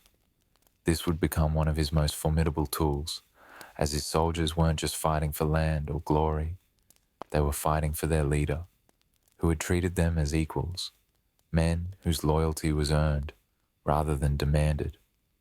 The decimal system also enabled Temujin to tailor his military tactics to suit different tribes and battle environments. Mongol cavalry, known for their exceptional speed and agility, were used in flanking maneuvers, breaking through enemy lines with the precision of a scalpel. But Temujin's forces were not limited to cavalry. His archers and infantry had specific roles, depending on the situation. The flexibility of his modular army meant that it could function in any terrain, from the open plains to the mountainous landscapes of Central Asia. Temujin's decisive military victories didn't come solely from superior organization. They also came from his diplomatic acumen. Temujin understood that in order to consolidate power across the Mongol tribes, he needed not just military success, but also a web of alliances. His alliances were often political in nature, strengthened by marriages and strategic pacts with key tribal leaders. These alliances were not just military, they were essential to building the cohesion needed for long-term success. Through his system of trust and loyalty, Temujin created a unified Mongol force, one that could strike fear into enemies and maintain dominance over vast territories. The decimal system and Temujin's leadership philosophy were more than mere innovations. They were the foundation of an empire. Temujin's ability to blend military structure with loyalty ensured that his forces were not only organized, but committed to his vision. Through his strategic use of the decimal system, combined with his remarkable capacity for leadership, Temujin created a fighting force that could conquer entire civilizations, adapting to any challenge and outsmarting any foe. His army wasn't just effective, it was a revolutionary force, one that would sweep across the globe and establish the Mongol Empire as the largest contiguous empire in history. In the early years of the 13th century, the Mongols had already established themselves as a fearsome force across the Eurasian steppes. But even the Mongol conquests had their limits, until the Khwarezmian Empire, which had long been a prosperous power in the heart of Central Asia, made the fatal mistake of underestimating Genghis Khan. The Khwarezmian Empire, ruled by Shah Ala ad-Din Muhammad, had its chance to either ally with the Mongols or face them as an enemy. The diplomatic failure to do so would spark one of the most brutal campaigns in history, one that would ultimately contribute to the rise of the Mongol Empire. The roots of the Khwarezmian campaign lay in miscommunication and betrayal. Initially, Genghis Khan had sought to establish peaceful relations with the Khwarezmian Empire. He viewed them as a potential ally against other rivals in the region, believing that cooperation between his growing Mongol Empire and the Khwarezmians would benefit both sides. The Mongols sent envoys to the Shah's court, hoping to secure trade routes and establish diplomatic ties. However, when the Khwarezmian governor of Otrar accused the Mongol caravan of espionage, the Shah chose to execute the Mongol traitors. Genghis Khan, ever the pragmatist, sent another group of envoys to resolve the situation peacefully, only for the Shah to kill the envoys and return their severed heads. This act of blatant disrespect for Mongol envoys, who were sacred under Mongol law, was unforgivable in the eyes of Genghis Khan. For the Khan, it was a clear betrayal that would require a ruthless response. This diplomatic failure, coupled with the Shah's personal arrogance, led Genghis Khan to declare war, setting the stage for one of the most devastating campaigns in history. In the ensuing campaign, Genghis Khan would showcase his unparalleled military genius. His response was calculated, cold, and executed with precision. Rather than overwhelming the Khwarezmians with sheer numbers, Temujin used his greatest asset, speed, to outmaneuver his larger, more fortified enemy. The Mongol army was a highly mobile force, and Genghis Khan exploited this to devastating effect. Genghis Khan utilized psychological warfare as a potent weapon. After the fall of Bukhara, where he famously claimed that he was a flail of God, sent to punish the city, the Mongols ensured that the news of their brutality spread across the region. Cities and towns that resisted Mongol rule were ruthlessly destroyed, their inhabitants massacred, and their defenses obliterated. This reputation for total destruction became a psychological weapon, leaving the Khwarezmian defenders paralyzed with fear. Genghis Khan also used misinformation to his advantage. When attacking Samarkand, he would deploy false trails, mislead the defenders, and create confusion about the Mongols' true intentions.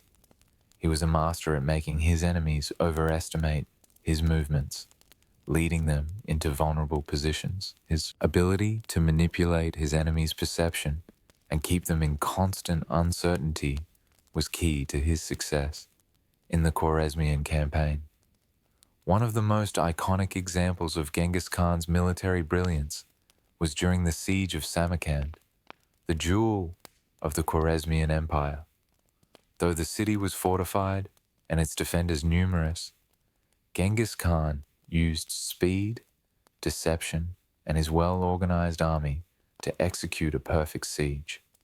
His forces used surprise night attacks, feigned retreats, and ambushes to exhaust the Khwarezmian defenders. The Mongol ability to adapt to the defenses of cities was unrivaled, and their siege tactics were a stark reminder of the Mongols' mastery of warfare.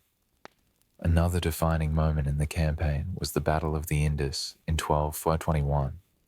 Here, Genghis Khan faced the Khwarezmian forces head-on.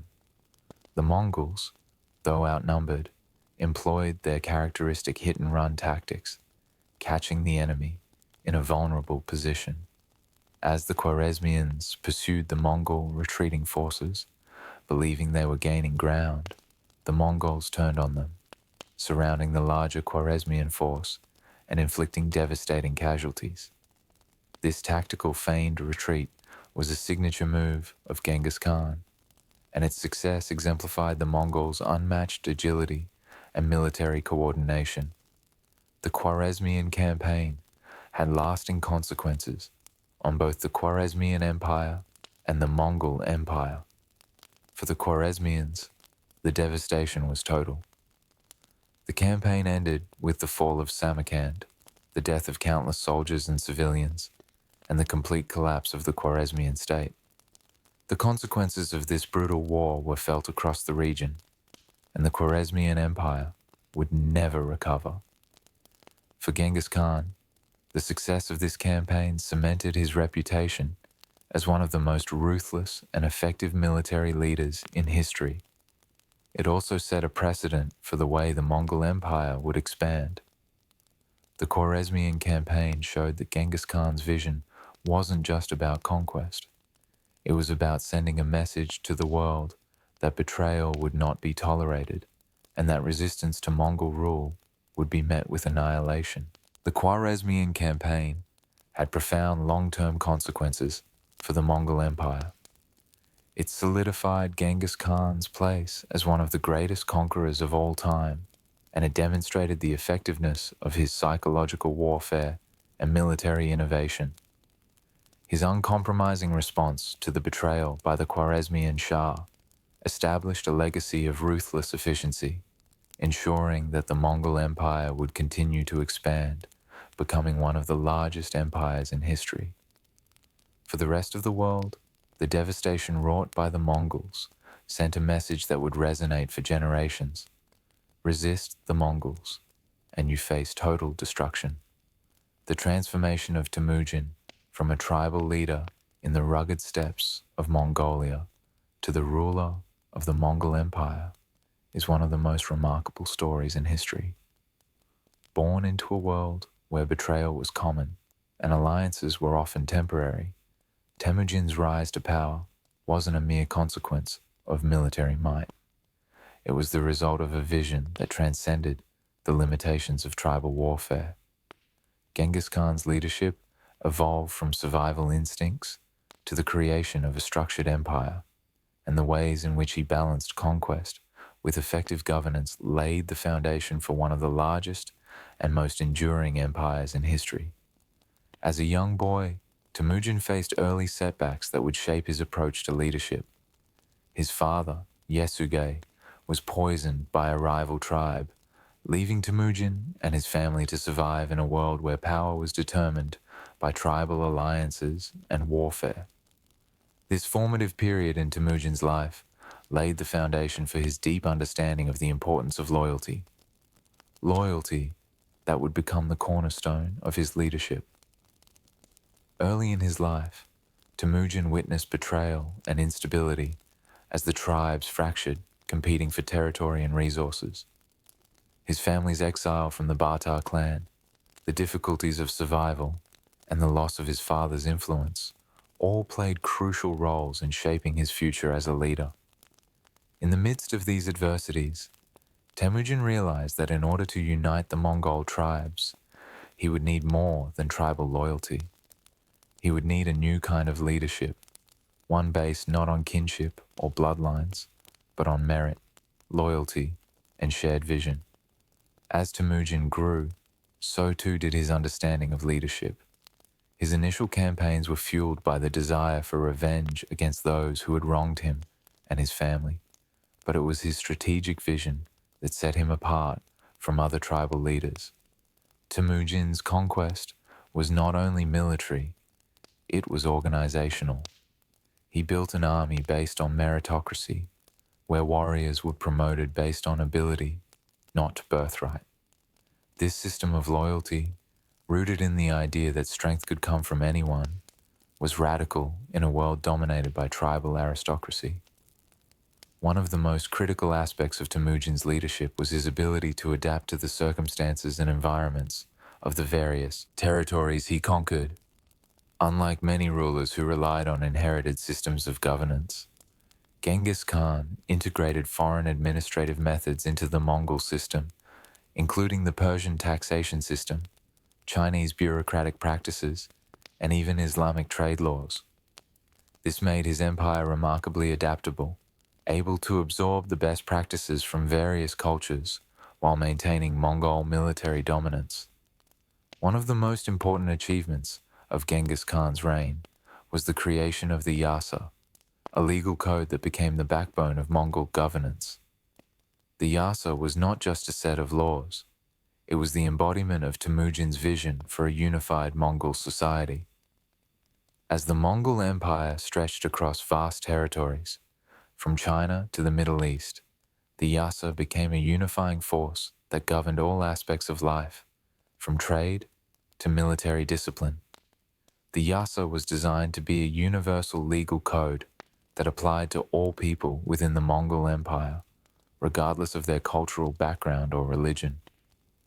This was critical in a society as diverse as the Mongols, which included people of various ethnicities, languages, and belief systems. The Yasa set forth rules on military conduct, honor, commerce, taxation, and even social interactions, providing a common legal framework that helped to mitigate internal conflicts and build a sense of unity across the empire. One of the most striking aspects of the Yasa was its emphasis on loyalty and discipline. Genghis Khan made it clear that loyalty to the empire and to the great Khan was paramount, and any act of betrayal was met with severe punishment. This provision in the Yasa helped maintain order within the Mongol ranks, ensuring that tribal rivalries did not undermine the unity of the empire. The Yasa also promoted religious tolerance, which was vital for the Mongol Empire's success. Unlike many other rulers of the time, Genghis Khan did not impose a state religion on his subjects. Instead, he allowed each region within the empire to practice its faith freely, recognizing the political and social benefits of religious pluralism. This approach helped to reduce tensions between different ethnic and religious groups, allowing them to live and trade together peacefully under the Mongol banner. The Yasa was not just a legal code, it was a tool for social cohesion. By creating a uniform set of laws that applied across the Mongol Empire, Genghis Khan was able to maintain control over a vast and culturally diverse landmass.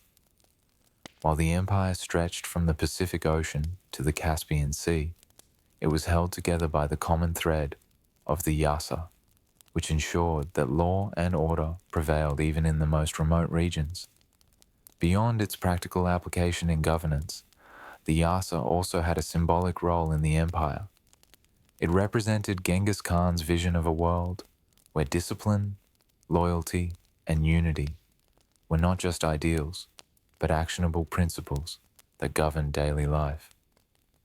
The Yasa helped foster a sense of belonging among the empire's subjects who, despite their differences, were united under the same code of law. Genghis Khan's transformation from a tribal leader to the ruler of a vast empire was not just a military conquest, it was a profound shift in how empires could be governed.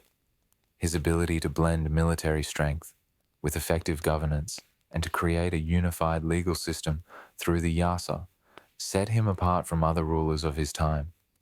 His meritocratic system, his legal code, and his policies of religious tolerance allowed the Mongol Empire to not only expand rapidly, but also to remain sustainable and cohesive long after his death.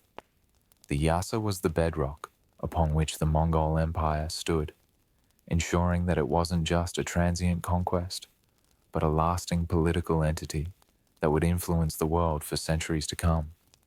Genghis Khan's leadership principles, loyalty, adaptability, and the belief in the value of all people, regardless of their background, were the foundations of the empire that redefined the course of history. Through his military genius and innovative governance, Temujin not only created an empire, but also reshaped the very nature of leadership itself. The Mongol Empire's triumph over the Jin dynasty was not simply the result of sheer military might, but a showcase of strategic evolution, adaptation, and a deep understanding of both human nature and the art of war. As Genghis Khan set his sights on the Jin dynasty, he confronted a powerful state known for its sophisticated defensive strategies and formidable fortifications. The Jin had constructed some of the most advanced fortresses in the world, their walled cities and heavily armed defenders serving as the epitome of Chinese military advancement. Yet, Genghis Khan, ever the innovator, recognized that military innovation and adaptation were the keys to success.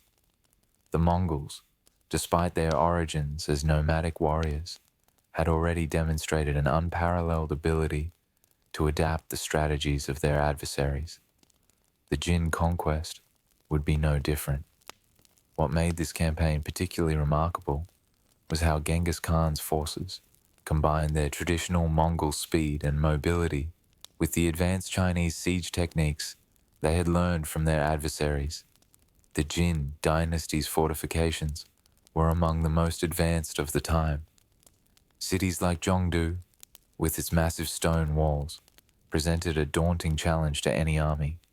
The Jin had perfected the art of siege defense, utilizing advanced crossbows, catapults, and siege towers to protect their cities. But Genghis Khan's forces, despite their initial lack of expertise in siege warfare, soon turned these very siege techniques against their creators. The Mongols, known for their adaptability, rapidly incorporated Chinese siege equipment into their strategy. Battering rams, siege towers, and even gunpowder-based weaponry became crucial elements in the Mongol siege arsenal. Genghis Khan's engineers, many of whom were captured Chinese artisans, played a pivotal role in building and deploying these machines, which allowed the Mongols to lay siege to some of the Jin's most fortified cities. The siege of Zhongdu, the Jin capital, was the turning point in the Mongol conquest.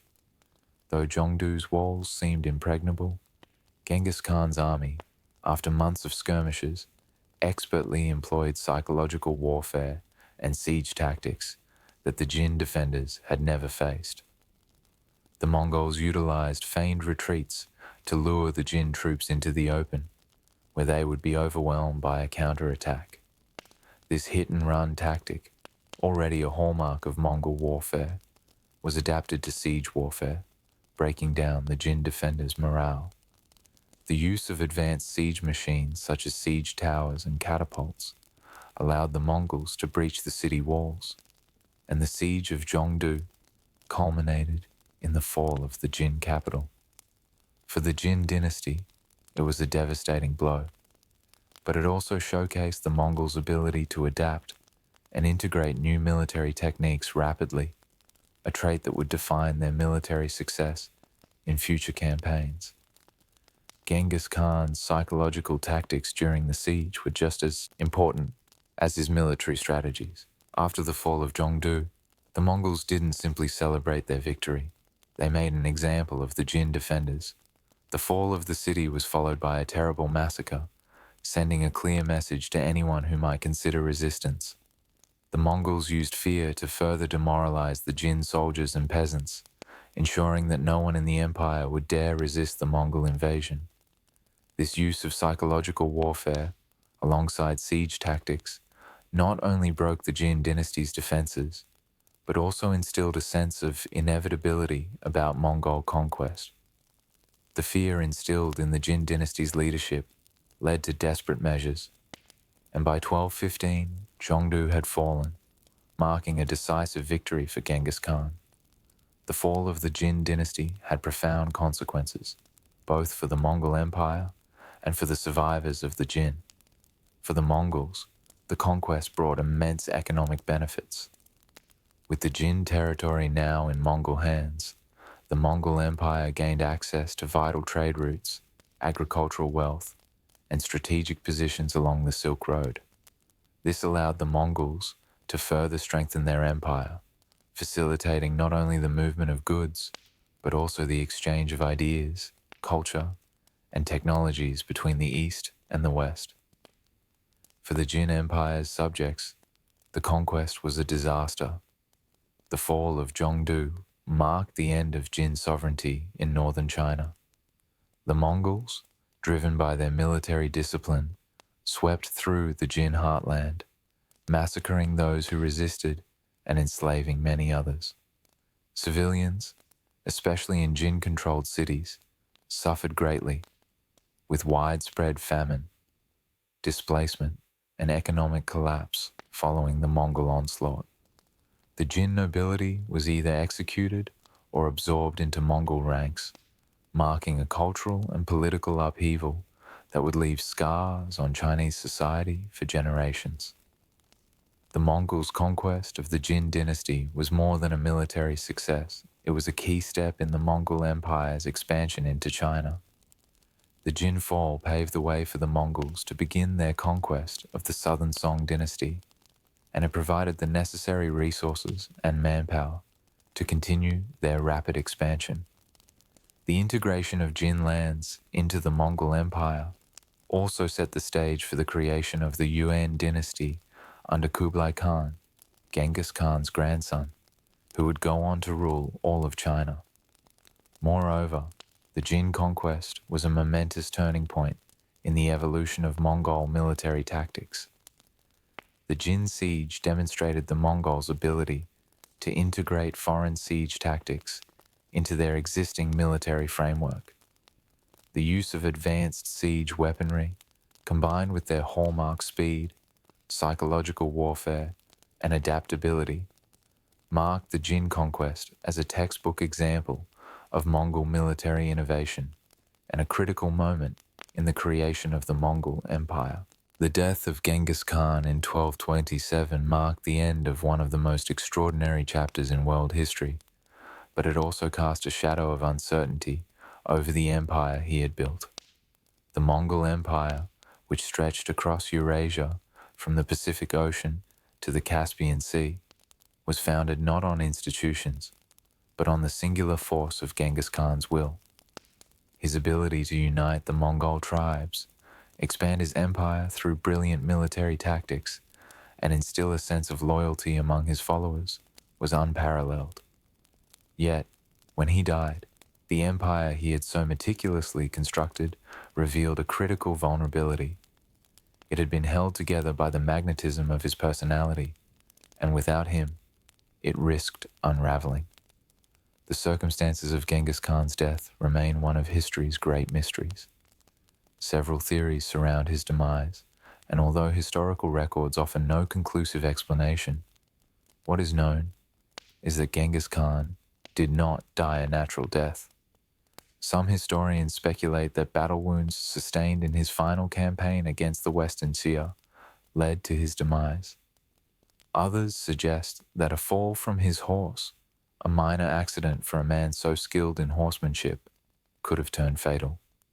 However, one of the most persistent and chilling theories is that of poisoning, a possible act of revenge orchestrated by his many enemies, including those within the Jin dynasty or the Western Xia. In the absence of clear evidence, speculation swirls, but what remains certain is that Genghis Khan's death marked the beginning of a crisis for the Mongol Empire. His ability to unite disparate tribes, enforce his will, and lead his forces to victory had kept the empire stable. Now, with his death, The unity of the Mongol world was put to the test, and the Mongol princes, his sons and grandsons, were left to grapple with the monumental responsibility of maintaining the empire's cohesion. Upon his death, Genghis Khan's sons, each a capable leader in their own right, immediately found themselves in a struggle for power. His third son, Ogedei Khan, was chosen as Great Khan after Genghis Khan's death, but this was far from a peaceful transition.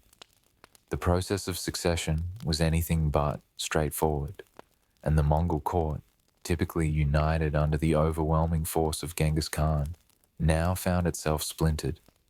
The disputes over succession laid bare the weaknesses of the Mongol political structure, which had been based on personal allegiance rather than a formalized system of governance.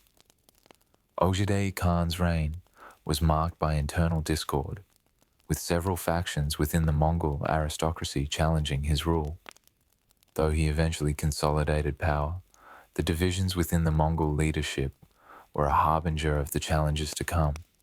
The empire's vastness, while a source of power during Genghis Khan's rule, now became a burden.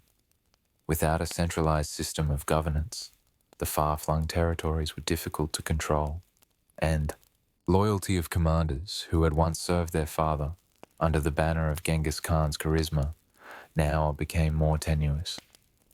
The death of Genghis Khan revealed just how fragile the empire truly was. Without a solidified system of succession, the Mongol world began to fragment. Ogedei Khan, despite his election as Great Khan, struggled to impose authority across the empire's vast territories. The Mongol Empire soon split into various khanates, each ruled by a different member of Genghis Khan's family: the Golden Horde in the west, the Ilkhanate in the Middle East, and the Yuan Dynasty in China. Each khanate operated more independently as the Mongol central authority weakened. The Yuan Dynasty, founded by Kublai Khan, would eventually succeed in establishing Mongol rule in China, but it was marked by conflict and cultural adaptation, as Kublai's attempts to balance Mongol traditions with the demands of Chinese governance proved difficult. This fragmented empire, once united under the formidable Genghis Khan, could not maintain the level of centralized control that had been the hallmark of his reign.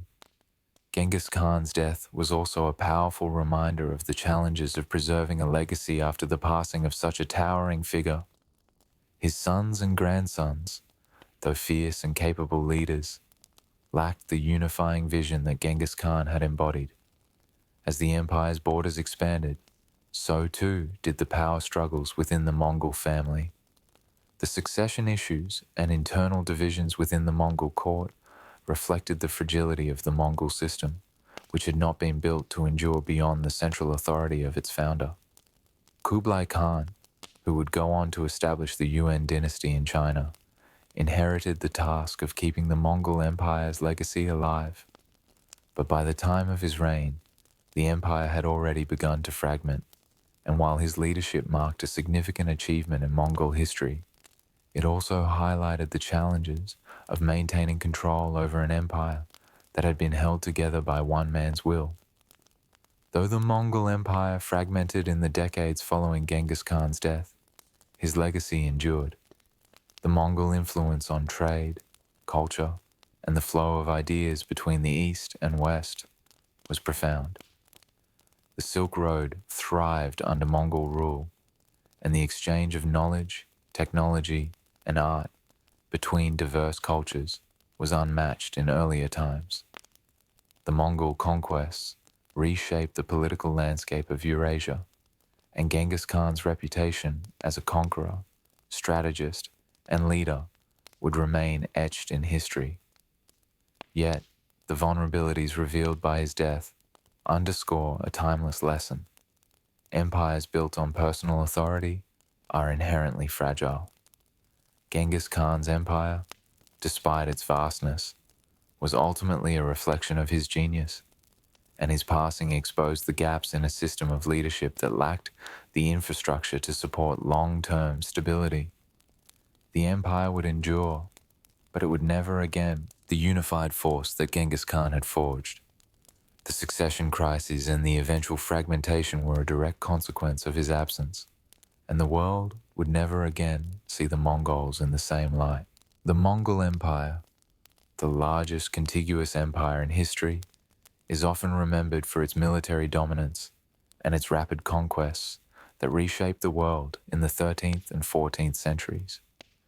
Yet, beneath the tales of brutality and bloodshed, the Mongols left behind a lasting legacy that would shape not just the political landscape of their time, but the very fabric of global trade, governance, and cultural exchange for centuries to come. Their conquests, while brutal, also bridged the East and the West in ways that had never been possible before, setting the stage for a new era of globalization. At the core of the Mongol legacy was their remarkable ability to foster international trade across vast distances. With their domination of the Silk Road, the ancient network of trade routes that connected China to Europe, the Mongols transformed the global economic system. Before their conquest, the Silk Road was fragmented, plagued by banditry, local conflicts, and the challenges of long-distance trade. But once the Mongols unified this region under their rule, they provided stability, security, and a centralized system of governance that ensured merchants could travel safely and goods could flow freely across borders. This period of Pax Mongolica, the Mongol Peace, was a time when commerce flourished like never before. Merchants from Europe, Persia, China, and India converged along Mongol-controlled routes, exchanging not just silks and spices, but ideas, technologies, and cultures.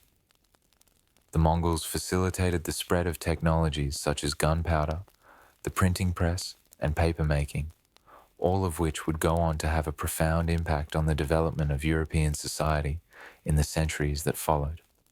The Mongol Empire acted as an economic and cultural bridge, helping to connect otherwise isolated civilizations. They ensured that traders from different parts of the world could meet, interact, and exchange goods without fear of robbery or hostility. This level of interconnectedness between East and West had been unattainable for millennia and would set the stage for the global trading systems that emerged in the Renaissance and beyond. Though the Mongols were brutal in their conquests, they were also astute in their governance. Genghis Khan, recognizing the vastness of the empire he was creating, implemented a governance system that was as much about efficiency as it was about control. Rather than imposing Mongol customs on every conquered territory, Genghis Khan allowed local governance structures to remain intact, so long as they swore allegiance to the Great Khan. This strategy not only prevented widespread rebellion, but also ensured that local economies and cultures could continue to thrive under Mongol rule. The Mongol military was legendary, but it was their organizational structure that left a lasting imprint on future empires. The Mongols introduced a decentralized military system that allowed for swift mobilization and effective control over vast territories. Their use of decimal organization, dividing their armies into groups of 10, 100, 1,000, and 10,000, became a model for future militaries around the world. The Mongol legal code, known as the Yasa, was another key component of their governance. The Yasa created a unified legal system across the vast territories of the Mongol Empire, emphasizing loyalty, discipline, and justice. This legal structure would go on to influence the governance systems of subsequent empires, from the Russian Tsars to the Ottoman sultans, who adopted elements of the Mongol legal system in their own governance structures. The Mongol Empire was not just a conduit for goods, but also a vehicle for intellectual exchange. As the Mongols swept through Central Asia and the Middle East, they came into contact with the Islamic Golden Age, which had produced advances in medicine, mathematics, astronomy, and philosophy. The Mongols, for their part, brought their own innovations, particularly in military technology, and communication. One of the most significant cultural contributions was the transmission of knowledge between China and the West. The Mongols were instrumental in spreading Chinese printing techniques, papermaking, and gunpowder to the West. At the same time, they introduced Arabic numerals and algebra to the East, bridging the gap between ancient China and the Islamic world. In their capital, Karakorum, Genghis Khan established a center of learning that attracted scholars, astronomers, philosophers, and scientists from all over the world. This intellectual cross-pollination sparked new developments in science, medicine, and engineering that would have lasting effects on the Renaissance and Enlightenment. The Mongol Empire may have fragmented after Genghis Khan's death, but its military and governance structures influenced a number of future empires. The Ottoman Empire, for example, adopted Mongol military tactics, especially the use of elite cavalry units. Similarly, the Russian Empire retained many Mongol administrative systems after the Golden Horde ruled over them for centuries. The Ming Dynasty, which eventually ousted the Yuan dynasty, also retained aspects of Mongol governance in terms of bureaucratic organization and military structure. The Mongols thus left an indelible mark on governance systems across Eurasia, shaping the political development of modern states. The Mongol Empire was not just a conquest, but a transformative force that connected the world in ways that had never been seen before. By fostering trade, encouraging intellectual exchange, and spreading innovations, the Mongols helped shape the trajectory of world history. Their legacy endures in the military organizations, legal codes, and trade networks that followed in their wake. Though the empire itself fragmented after Genghis Khan's death, the Mongol influence on globalization, cultural exchange, and trade would continue to reverberate through centuries, shaping the modern world in ways that still resonate today. Thank you for watching this story until the end. If you found this one captivating, you're in for a treat with the next one. It's just as fascinating, if not more, than you could ever imagine. Don't miss out. Click on the image on your screen now to dive into the next adventure.